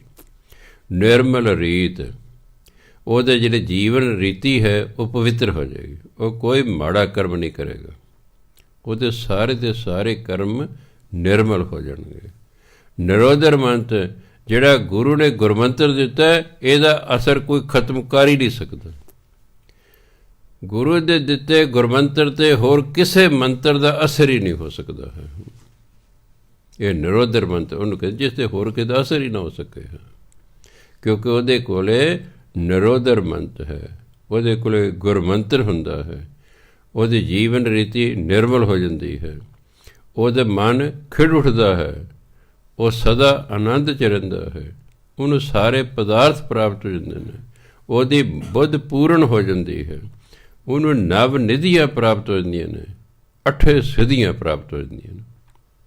ਇੰਨਾ ਕੁਛ ਪ੍ਰਾਪਤ ਹੁੰਦਾ, ਇੱਕੋ ਹੀ ਕੰਮ ਕਰਨਾ, ਵਾਹਿਗੁਰੂ ਵਾਹਿਗੁਰੂ ਵਾਹਿਗੁਰੂ ਵਾਹਿਗੁਰੂ। ਦੇਖੋ ਕਿਆ ਬਾਤ ਹੈ। ਇਸ ਵੇਲੇ ਤਾਂ ਜੀ ਕਹਿੰਦਾ ਸੋ ਚੱਕ ਦਿਆਂਗੇ ਫੱਟੇ ਬਸ। ਇਹ ਰੋਜ਼ ਰੋਜ਼ ਗੁਰਬਾਣੀ ਇਸੇ ਲਈ ਦ੍ਰਿੜ ਕਰ ਰਹੀ ਕਿ ਮਨੁੱਖ ਦੀ ਯਾਦ ਸ਼ਕਤੀ ਘੱਟ ਹੈ। ਇਸ ਲਈ ਸਰਕਾਰਾਂ ਨਾ 5ਵੇਂ ਸਾਲ 'ਚ ਆ ਕੇ ਕੁਛ ਡਿਵੈਲਪਮੈਂਟ ਕਰਦੀਆਂ, ਵੀ ਪਹਿਲਾਂ ਕਰਦੀ ਉਹਨਾਂ ਤਾਂ ਭੁੱਲ ਭੁਲਾ ਜਾਣਾ। ਆਹ ਮਹੀਨਾ ਕੁ ਪਹਿਲਾਂ ਸੜਕਾਂ ਬਣਾ ਕੇ ਫਿਰ ਆਉਣਗੇ, ਅਸੀਂ ਤੁਹਾਡੀ ਸੜਕਾਂ ਬਣਾ ਦਿੱਤੀ, ਵੀ ਬੜੀ ਵੱਡਾ ਮਾਰਕਾ ਮਾਰਤਾ ਹੈ ਜੀ, ਉਹ ਟੁੱਟ ਵੀ ਗਈ ਹੈ। ਅਸਲ ਪਤਾ ਨਹੀਂ ਸੀ ਇਹਨਾਂ ਨੂੰ ਕਿ ਮੀਂਹ ਪੈ ਜਾਣਾ, ਉਹ ਟੁੱਟ ਵੀ ਗਈ ਹੈ। ਆ ਲੈਣ ਦੇ ਮੇਰੇ ਕੋਲ, ਆਉਣਾ ਕੱਲ੍ਹ ਪਰਸੋਂ ਨੂੰ। ਮੈਂ ਕਹਾਂਗਾ ਆਹ ਦੇ ਤੈਨੂੰ ਰਾਉਂਡ ਲਾਵਾਂ ਆਪਣੀ ਕਲੋਨੀ 'ਚ, ਤੇਰੀ ਸਾਰੀਆਂ ਬਣਾਈਆਂ ਸੜਕਾਂ ਟੁੱਟ ਗਈਆਂ ਨੇ। ਤੁਸੀਂ ਕੀਤਾ ਕੀ 5 ਸਾਲਾਂ 'ਚ? ਬਿਜਲੀ ਤਾਂ ਸਾਡੇ ਕੋਲ ਪਹਿਲਾਂ ਹੀ ਹੈਗੀ ਸੀ, ਪਾਣੀ ਵੀ ਹੈਗਾ ਸੀ, ਸੀਵਰੇਜ ਵੀ ਹੈਗਾ ਸੀ, ਸੜਕਾਂ ਹੀ ਨਹੀਂ ਸਨ। ਅਤੇ ਤੁਸੀਂ ਠੂੰ ਠੱਪ ਜੀ ਕੀਤੀ, ਕਾਲਖ ਜੀ ਉੱਤੇ ਲਾਤੀ, ਉਹ ਲੈ ਲੂ ਗਈ ਸਾਰੀ, ਉਹ ਟੋਏ ਪੈ ਗਏ ਨੇ। ਆਹ ਜਿਹੜੀ ਮੇਰੇ ਵਾਲੀ ਸੜਕ ਹੈ ਇਹ ਤਾਂ ਗਾਂਧੀ ਵੇਲੇ ਦੀ ਬਣੀ ਹੋਈ ਹੈ। ਹਾਂ, ਗਾਂਧੀ ਮੈਨੂੰ ਕਹਿੰਦਾ ਬਾਬਾ ਜੀ ਮੇਰੇ ਤੋਂ ਪੈਸੇ ਲੈ ਜਾ, ਆਪੇ ਬਣਵਾ ਲਓ। ਮੈਨੂੰ ਨਹੀਂ ਕੰਮ ਆਉਂਦਾ, ਬਣਵਾ ਤੂੰ। ਆਪਣਾ ਲਾਲ ਸਿੰਘ PWD 'ਚ ਇਹਨਾਂ ਨੂੰ ਸੱਦਿਆ, ਐਸਟੀਮੇਟ ਲਵਾਇਆ, ਇਹ ਪਾਰਕ ਦੇ ਵਾਲੇ ਜਿਹੜੀ ਸੜਕ ਹੈ ਕਿੰਨਾ ਲੱਗੂਗਾ। ਉਹ 3 ਲੱਖ ਪਤਾ ਨਹੀਂ 90,000 ਕਿੰਨਾ ਲਾਇਆ, ਫਿਰ ਬਣਾਈ ਉਹਨਾਂ ਨੇ। ਹਾਂ, ਕਹਿੰਦਾ ਇਹ ਬਾਬਾ ਜੀ ਸੜਕ ਹੈ, ਇਹ ਧਿਆਨ ਨਾਲ ਬਣਾਉਣੀ, 5 ਸਾਲ ਕਿਤੇ ਟੋਇਆ ਨਹੀਂ ਪਿਆ। ਉਦੋਂ ਪਹਿਲਾਂ ਦੀ ਬਣਾਈ ਹੋਈ ਹੈ, ਧਰਮਵੀਰ ਗਾਂਧੀ ਵੇਲੇ ਦੀ ਬਣੀ ਹੋਈ ਹੈ। ਮੈਂ ਉਹਦੇ ਕੋਲ ਗਿਆ ਸੀ ਸੰਗਤ ਲੈ ਕੇ, ਮੈਂ ਸਾਡੀ ਸੜਕ ਬਣਾਓ ਜੀ। ਹੁਣ ਕਦੇ ਕੋਈ ਨਹੀਂ ਬਣਾ ਦਿੰਦਾ ਜੀ। ਉਹ ਮੈਨੂੰ ਕਹਿੰਦਾ ਤੁਸੀਂ ਪੈਸੇ ਲੈ ਜਾਓ ਜੀ, ਤੁਸੀਂ 3,90,000 ਮੇਰੇ ਤੋਂ ਲੈ ਜਾ, ਆਪੇ ਹੀ ਬਣਾ ਲਓ। ਮੈਨੂੰ ਇਹ ਕੰਮ ਆਉਂਦਾ ਜੀ। ਇੱਟਾਂ ਦੀ ਬਣਾਉਣੀ ਤਾਂ ਹੋਰ ਗੱਲ ਹੈਗੀ, ਇਹਦਾ ਮੈਨੂੰ ਕੀ ਗਿਆਨ, ਮੈਨੂੰ ਤਾਂ ਕੋਈ ਗਿਆਨ ਨਹੀਂ ਹੈਗਾ, ਇਹ ਆਪੇ ਬਣਾਓ। ਇਹ ਤਾਂ ਚਲੋ PWD ਵਾਲੇ ਮੇਰੀ ਸ਼ਰਮ ਕਰਕੇ ਥੋੜ੍ਹਾ ਵਿੱਚੋਂ ਖਾਧਾ ਵੀ ਬਾਬਾ ਜੀ ਤਵਾ ਲਾਈ ਜਾਣਾ, ਇਹ ਤਾਂ ਥੋੜ੍ਹਾ ਖਾ ਲਓ, ਹੋਰ ਕਿਤੋਂ ਖਾ ਲਾਂਗੇ ਪਰਲੇ ਸੜਕ 'ਚੋਂ। ਸੋ ਇਸ ਲਈ ਹੈ ਕਿਉਂਕਿ ਸਾਡੀ ਯਾਦ ਸ਼ਕਤੀ ਘੱਟ ਹੈ, ਸਾਨੂੰ ਬਹੁਤ ਸਮਾਂ ਗੱਲ ਯਾਦ ਨਹੀਂ ਰਹਿੰਦੀ। ਸਰਕਾਰ ਨੂੰ ਇਸ ਗੱਲ ਦਾ ਪਤਾ ਹੈ, ਇਸ ਲਈ 4 ਸਾਲ ਉਹ ਕੁਛ ਨਹੀਂ ਕਰਦੀ, ਜੋ ਕਰਦੀ ਖਿਲੇ 5ਵੇਂ ਸਾਲ 'ਚ ਕਰਦੀ, ਵੀ ਤਾਜ਼ਾ ਲਓ ਜੀ ਤੁਸੀਂ ਆਹ ਕੀਤਾ, ਬਸ ਇਹ ਟੁੱਟ ਗਈ ਨਾ। ਹੁਣ ਅੱਗੇ 4 ਸਾਲ ਕਿਸੇ ਨੇ ਨਹੀਂ ਪੁੱਛਣਾ, ਬਸ ਅਗਲੇ 5ਵੇਂ ਸਾਲ ਜਾ ਕੇ ਬਣੂਗੇ, ਆਪਣੇ ਟੋਇਆਂ 'ਚ ਫਿਰੀ ਜਾ। ਹਾਂਜੀ, ਸੋ ਤਾਂ ਹੈ। ਇਸ ਲਈ ਬਾਣੀ ਚਾਹੇ ਪਹਿਲਾ ਗੁਰੂ ਹੈ, ਚਾਹੇ ਦੂਜਾ ਹੈ, ਤੀਜਾ ਹੈ, ਚੌਥਾ ਹੈ, 5ਵੇਂ 9ਵੇਂ ਕੋਈ ਭਗਤ ਹੈ, ਵਾਰੀ ਵਾਰੀ ਆਹੀ ਕਹੀ ਦੇਣਗੇ, ਵਾਰੀ ਵਾਰੀ ਆਹੀ ਕਹਿੰਦੇ, ਭਾਈ ਨਾਮ ਜਪੋ ਤੁਹਾਨੂੰ ਬਹੁਤ ਕੁਛ ਮਿਲੂਗਾ, ਨਾਮ ਜਪੋ ਤੁਹਾਨੂੰ, ਵੀ ਰੋਜ਼ ਰੋਜ਼ ਕਹੀ ਜਾਓ, ਵੀ ਕਦੇ ਤਾਂ ਅਸਰ ਹੋਊਗਾ, ਕਦੇ ਪੱਥਰ 'ਤੇ ਵੀ ਅਸਰ ਹੋ ਜਾਂਦਾ। ਪਹਿਲਾਂ ਜਦੋਂ ਖੂਹ ਹੁੰਦੇ ਸਨ, ਉਹਦੇ ਬਨੇਰਨ ਕਹਿੰਦੇ ਸੀ ਮੌਣ, ਉਦੋਂ ਡੋਲ ਦੇ ਨਾਲ ਪਾਣੀ ਕੱਢਿਆ ਕਰਦੇ ਸਨ। ਕਈ ਵਾਰੀ ਜਿਹੜੀ ਲੱਜ ਸੀ ਨਾ, ਉਹ ਮੌਣ ਦੇ ਨਾਲ ਲੱਗਦੀ ਸੀ ਉੱਪਰਲੇ ਕਿਨਾਰੇ ਨਾਲ, ਉੱਥੇ ਉਹ ਵੀ ਜਿਹੜਾ ਨਿਸ਼ਾਨੀ ਪੈ ਜਾਂਦੀ ਸੀ। ਹਾਂ, ਇਹ ਸੀ ਵੀ ਰੋਜ਼ ਉਹਨੂੰ ਲੱਗਦੀ ਲੱਜ ਵੀ ਉਹ ਤਾਂ ਚਲੋ ਬੇਜਾਣ ਚੀਜ਼ ਹੈ ਨਾ। ਪੱਥਰ ਤਾਂ ਸਾਡਾ ਤਾਂ ਮਨ ਹੈ, ਇਹ ਤਾਂ ਜਾਣਦਾਰ ਹੈ, ਇਸ 'ਤੇ ਕਦੇ ਤਾਂ ਅਸਰ ਹੋਵੇਗਾ। ਇਸ ਲਈ ਲੱਗੇ ਰਹਿਣਾ, ਰਿਪੀਟ ਕਰੀ ਜਾਣਾ, ਕਹੀ ਜਾਣਾ। ਕਿਸੇ 'ਤੇ ਅੱਜ ਅਸਰ ਹੋ ਗਿਆ, ਕਿਸੇ ਨੂੰ ਅਗਲੇ ਹਫ਼ਤੇ ਹੋ ਗਿਆ, ਕਿਸੇ ਨੂੰ ਮਹੀਨੇ ਬਾਅਦ ਹੋ ਗਿਆ, ਕਿਸੇ ਨੂੰ ਕਿੰਨੇ ਬਾਅਦ ਹੋ ਗਿਆ। ਜੇ ਅਸੀਂ ਹਰ ਐਤਵਾਰ 1992 ਵਿੱਚ ਕਹੀ ਗਏ ਭਾਈ ਅਸੀਂ ਪਾਠ ਸਿਖਾਉਂਦੇ ਹਾਂ, ਕਿਸੇ ਪਾਠ ਸਿੱਖਣਾ ਤਾਂ ਆ ਜਾਓ ਅੱਲਾ ਕੇ। ਪਹਿਲਾਂ ਇੱਕੋ ਬੰਦਾ ਸੀ, ਮੈਨੂੰ ਯਾਦ ਹੈ, ਪਹਿਲਾਂ ਇੱਕ ਸੰਥਿਆ ਨਾਲ ਇੱਕ ਆਇਆ ਸੀ, ਉਹਦੀ ਸੰਥਿਆ 3 ਮਹੀਨੇ 'ਚ ਪੂਰੀ ਇਕੱਲੇ ਹੀ ਸੀ। ਉਹ ਅਗਲੀ ਸੰਥਿਆ ਸ਼ੁਰੂ ਹੋ ਗਈ, ਫਿਰ 4 ਆ ਗਏ, ਫਿਰ ਹੌਲੀ 8 ਆ ਗਏ। ਜਦੋਂ ਫਿਰ ਕਬੀਰ ਸਿੰਘ ਅਤੇ ਦੂਜੇ ਆਏ ਪ੍ਰੇਮ ਨਗਰ ਵਾਲੇ, ਫਿਰ ਇਹ 12 ਸਨ ਉਦੋਂ। ਫਿਰ ਉਦੋਂ ਮਹਾਂਪੁਰਖ ਵੀ ਅਸੀਂ ਸੱਦੇ ਸੀ, ਉਹ ਵੀ ਐਸੇ ਫੋਟੋ ਫਾਟੋ ਖਿਚਾਏ ਸੀ, ਆਸ਼ੀਰਵਾਦ ਦਿੱਤੇ। ਫਿਰ ਵੱਧਦੇ ਗਏ। ਇਸ ਲਈ ਪਹਿਲਾਂ ਤਾਂ ਲਾਉਣਾ ਪੈਂਦਾ, ਕਹਿਣਾ ਪੈਂਦਾ ਵਾਰੀ। ਫਿਰ ਜਿਹੜੇ ਸਿੱਖ ਜਾਂਦੇ ਸਨ ਉਹ ਕਹਿੰਦੇ ਹਾਂ ਬਈ ਯਾਰ ਬਾਣੀ ਜ਼ਰੂਰ ਸਿੱਖਣੀ ਚਾਹੀਦੀ ਹੈ, ਉਹ ਅੱਗੇ ਫਿਰ ਕਹੀ ਗਏ ਜੋ ਗਿਆ। ਸੋ ਗੁਰੂ ਮਹਾਰਾਜ ਕਹਿੰਦੇ ਸਗਲ ਧਰਮ ਪਵਿੱਤਰ ਇਸ਼ਨਾਨ, ਸਭ ਮੈਂ ਊਚ ਵਿਸੇਖ ਗਿਆਨ, ਹਰ ਹਰ ਭਜਨ ਪੂਰੇ ਗੁਰ ਸੰਗ, ਜਪ ਤਰੀਏ ਨਾਨਕ ਨਾਮ ਹਰ ਰੰਗ। ਕਹਿੰਦੇ ਹਰ ਹਰ ਭਜਨ ਪੂਰੇ ਗੁਰ ਸੰਗ, ਪੂਰੇ ਗੁਰੂ ਦੀ ਸੰਗਤ 'ਚ ਆ ਕੇ ਹਰੀ ਦਾ ਭਜਨ ਕਰਨਾ। ਪਰਮਾਤਮਾ ਦਾ ਭਜਨ ਕਰਨ ਨਾਲ ਕੀ ਮਿਲਦਾ ਹੈ? ਸਗਲ ਧਰਮ, ਸਾਰੇ ਗੁਣ ਪ੍ਰਾਪਤ ਹੋ ਜਾਂਦੇ। ਪਵਿੱਤਰ ਇਸ਼ਨਾਨ, ਜਿਵੇਂ ਆਪਾਂ ਤੀਰਥਾਂ 'ਤੇ ਇਸ਼ਨਾਨ ਕਰਕੇ ਆਪਣੇ ਆਪ ਨੂੰ ਪਵਿੱਤਰ ਸਮਝਦੇ ਹਾਂ, ਇਸ ਤਰ੍ਹਾਂ ਪਰਮਾਤਮਾ ਦੇ ਨਾਮ ਨਾਲ ਇਹ ਸਭ ਤੋਂ ਪਵਿੱਤਰ ਇਸ਼ਨਾਨ ਹੈ। ਪਰਮਾਤਮਾ ਦੇ ਨਾਮ ਨਾਲ ਜਿਹੜਾ ਮਨ ਹੈ, ਇਹ ਸਭ ਤੋਂ ਵੱਧ ਪਵਿੱਤਰ ਹੁੰਦਾ ਹੈ। ਸਭ ਮੈਂ ਊਚ ਵਿਸੇਖ ਗਿਆਨ, ਸਭ ਤੋਂ ਵੱਡਾ, ਸਭ ਤੋਂ ਵਿਸ਼ੇਸ਼ ਗਿਆਨ ਉਸ ਨੂੰ ਪ੍ਰਾਪਤ ਹੋ ਜਾਂਦਾ, ਕਿਉਂਕਿ ਜਿਹੜਾ ਰੱਬੀ ਗਿਆਨ ਹੈ, ਸਭ ਗਿਆਨ ਇਹਦੋਂ ਹੇਠਾਂ ਨੇ। ਬ੍ਰਹਮ ਗਿਆਨ ਤੋਂ ਸਾਰੇ ਗਿਆਨ ਹੇਠਾਂ ਨੇ।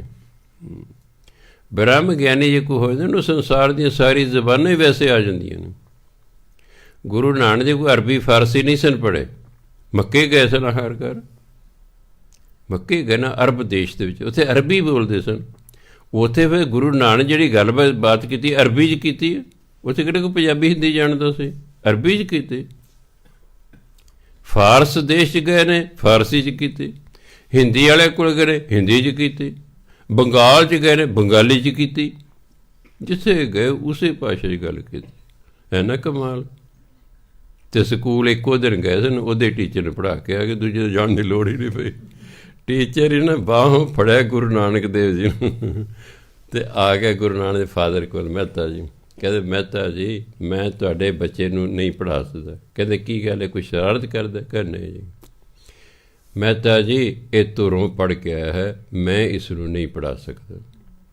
ਮੌਲਵੀ ਕੋਲੇ ਭੇਜਤਾ, ਉਹਨੇ ਵੀ ਬਾਂਹ ਫੜੀ ਲੈ, ਕਹਿੰਦੇ ਮਹਿਤਾ ਜੀ ਮੈਂ ਨਹੀਂ ਇਸ ਨੂੰ ਪੜ੍ਹਾ ਸਕਦਾ, ਇਹ ਧੁਰੋਂ ਪੜ੍ਹ ਕੇ ਆਇਆ ਹੋਇਆ ਹੈ। ਕਿਉਂਕਿ ਉਹ ਜਨਮ ਤੋਂ ਬ੍ਰਹਮ ਗਿਆਨੀ ਸਨ।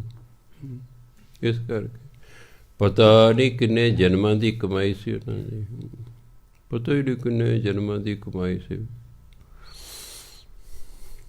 ਗੁਰੂ ਨਾਨਕ ਵਰਗਾ ਇਨਸਾਨ ਸੰਸਾਰ ਜਾਣਾ ਪਤਾ ਨਹੀਂ ਕਿੰਨੀਆਂ ਸਦੀਆਂ ਬਾਅਦ ਆਵੇਗਾ ਜੀ। ਇਹੋ ਜਿਹੇ ਇਨਸਾਨ ਰੋਜ਼ ਥੋੜ੍ਹਾ, ਮਹਾਤਮਾ ਬੁੱਧ ਵਰਗੇ ਕੋਈ ਰੋਜ਼ ਆਉਣਗੇ, ਈਸਾ ਮਸੀਹ ਵਰਗੇ ਕੋਈ ਰੋਜ਼ ਆਉਣਗੇ, ਮੁਹੰਮਦ ਸਾਹਿਬ ਵਰਗੇ ਕੋਈ ਰੋਜ਼ ਆਉਣਗੇ, ਗੁਰੂ ਨਾਨਕ ਅਤੇ ਗੁਰੂ ਗੋਬਿੰਦ ਸਿੰਘ ਵਰਗੇ ਕੋਈ ਰੋਜ਼ ਆਉਣਗੇ। ਉਹ ਸਦੀਆਂ ਬਾਅਦ ਇਹੋ ਜਿਹੇ ਇਨਸਾਨ ਸੰਸਾਰ 'ਤੇ ਆਉਂਦੇ ਨੇ, ਸਦੀਆਂ ਬਾਅਦ।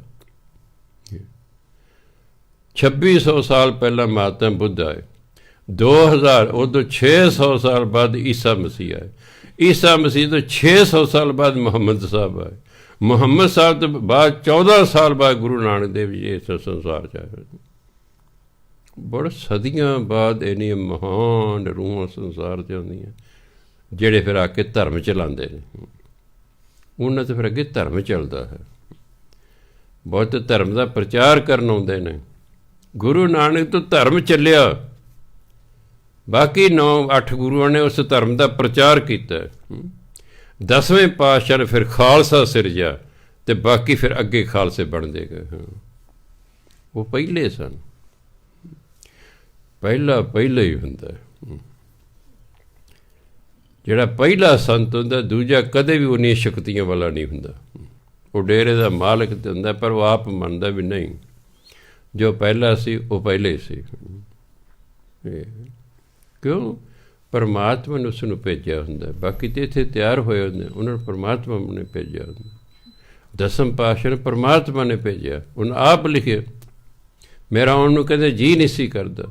ਪਰਮਾਤਮਾ ਨਹੀਂ, ਤੂੰ ਮੇਰਾ ਪੁੱਤਰ ਹੈ, ਜਾ ਸੰਸਾਰ ਦੇ ਕਬੁੱਧ ਕਰਨ ਤੇ ਲੋਕ ਹਟਾਏ, ਮਾੜੇ ਕੰਮ ਕਰਨ ਤੇ ਲੋਕਾਂ ਨੂੰ ਹਟਾ। ਉਹ ਪਰਮਾਤਮਾ ਦੇ ਭੇਜੇ ਹੋਏ, ਇਸ ਲਈ ਇਹਨੂੰ ਅਵਤਾਰ ਕਹਿੰਦੇ ਨੇ। ਤੋ ਇਹੋ ਜਿਹੇ ਮਹਾਨ ਇਨਸਾਨਾਂ ਦੀ ਲਿਖੀ ਹੋਈ ਬਾਣੀ ਹੈ। ਗੁਰੂ ਮਹਾਰਾਜ ਕਹਿੰਦੇ ਸਭ ਮੈਂ ਊਚ ਵਿਸੇਖ ਗਿਆ। ਵਿਸੇਖ ਮੈਨੇ ਵਿਸ਼ੇਸ਼, ਉਹਨਾਂ ਕੋਲ ਵਿਸ਼ੇਸ਼ ਗਿਆਨ ਹੁੰਦਾ ਹੈ, ਸਭ ਤੋਂ ਉੱਚਾ ਗਿਆਨ ਹੁੰਦਾ ਹੈ। ਕੀਤਾ ਕੀ ਉਹਨਾਂ ਨੇ? ਹਰ ਹਰ ਭਜਨ ਪੂਰੇ ਗੁਰ ਸੰਗ, ਪੂਰੇ ਗੁਰੂ ਦੀ ਸੰਗਤ ਚੱਕ ਨੇ ਪਰਮਾਤਮਾ ਦੀ ਭਜਨ ਬੰਦਗੀ ਕੀਤੀ। ਜਪ ਤਰੀਏ ਨਾਨਕ ਨਾਮ ਹਰ ਰੰਗ। ਜਦੋਂ ਹਰੀ ਦੇ ਨਾਮ ਨੂੰ ਅਸੀਂ ਪਿਆਰ ਕਰਦੇ ਨਾ, ਰੰਗ ਪਿਆਰ, ਮਨੁੱਖ ਇਸ ਭਵ ਸਾਗਰ ਤੋਂ ਤਰ ਜਾਂਦਾ। ਪਹਿਲਾਂ ਨਾਮ ਨਾਲ ਪਿਆਰ ਨਹੀਂ ਹੁੰਦਾ। ਜੋ ਜੋ ਜਪੀ ਜਾਓਗੇ, ਜਪੀ ਜਾਓਗੇ, ਜਪੀ ਜਾਓਗੇ, ਫਿਰ ਹੌਲੀ ਹੌਲੀ ਉਹਦੇ ਨਾਲ ਪਿਆਰ ਪੈਦਾ ਹੋ ਜਾਏਗਾ। ਗੁਰੂ ਨਾਲ ਪਿਆਰ ਪਾਉਣਾ ਆਸਾਨ ਹੈ, ਕਿਉਂ? ਗੁਰੂ ਇੱਕ ਸਰੀਰ ਹੁੰਦਾ, ਪਰਮਾਤਮਾ ਸਰੀਰ ਨਹੀਂ ਹੈ। ਅਤੇ ਜਿਹੜਾ ਸਰੀਰ ਨਹੀਂ, ਉਹਦੇ ਨਾਲ ਪਿਆਰ ਪਾਉਣ 'ਤੇ ਬਹੁਤ ਟਾਈਮ ਲੱਗਦਾ ਹੈ। ਅਤੇ ਉਹਦੇ ਨਾਲ ਪਿਆਰ ਪਾਉਣ ਦਾ ਢੰਗ, ਉਹਦਾ ਨਾਮ ਜਪੀ ਜਾਓ, ਵਾਹਿਗੁਰੂ ਵਾਹਿਗੁਰੂ ਵਾਹਿਗੁਰੂ ਵਾਹਿਗੁਰੂ ਵਾਹਿਗੁਰੂ ਕਰਦੇ ਰਹੋ। ਸਮਾਂ ਪਾ ਕੇ ਵਾਹਿਗੁਰੂ ਨਾਲ ਪਿਆਰ ਹੋ ਜਾਏਗਾ। ਜਦੋਂ ਉਹਦੇ ਨਾਲ ਪਿਆਰ ਹੋ ਜਾਏ, ਜਿਨ ਪ੍ਰੇਮ ਕੀਓ ਤਿਨ ਹੀ ਪ੍ਰਭ, ਬਸ ਫਿਰ ਗੱਲ ਬਣ ਜਾਏਗੀ। ਸ਼ਲੋਕ। ਨਾਰਾਇਣ ਨਾ ਸਿਮਰਿਓ। ਨੰਨਾ ਹਾਹਾ ਫਾਰਸੀ ਦਾ ਸ਼ਬਦ ਹੈ, ਇਹਦਾ ਚਾਹਨਾ ਨਾ। ਜਿਹਦਾ ਨੰਨਾ ਹਾਹੇ ਨਸਿਹਾਰੀ, ਫਿਰ ਉਹ ਹਿੰਦੀ ਦਾ ਸ਼ਬਦ ਹੋਣਾ ਸੀ, ਫਿਰ ਉਚਾਰ ਹੋਣਾ ਸੀ ਨਹੀਂ। ਇਹ ਨਾ ਅਰਥ ਹੈ ਨਹੀਂ। ਨਾਰਾਇਣ ਨਾ ਸਿਮਰਿਓ, ਮੋਹਿਓ ਸਵਾਦ ਬਿਕਾਰ।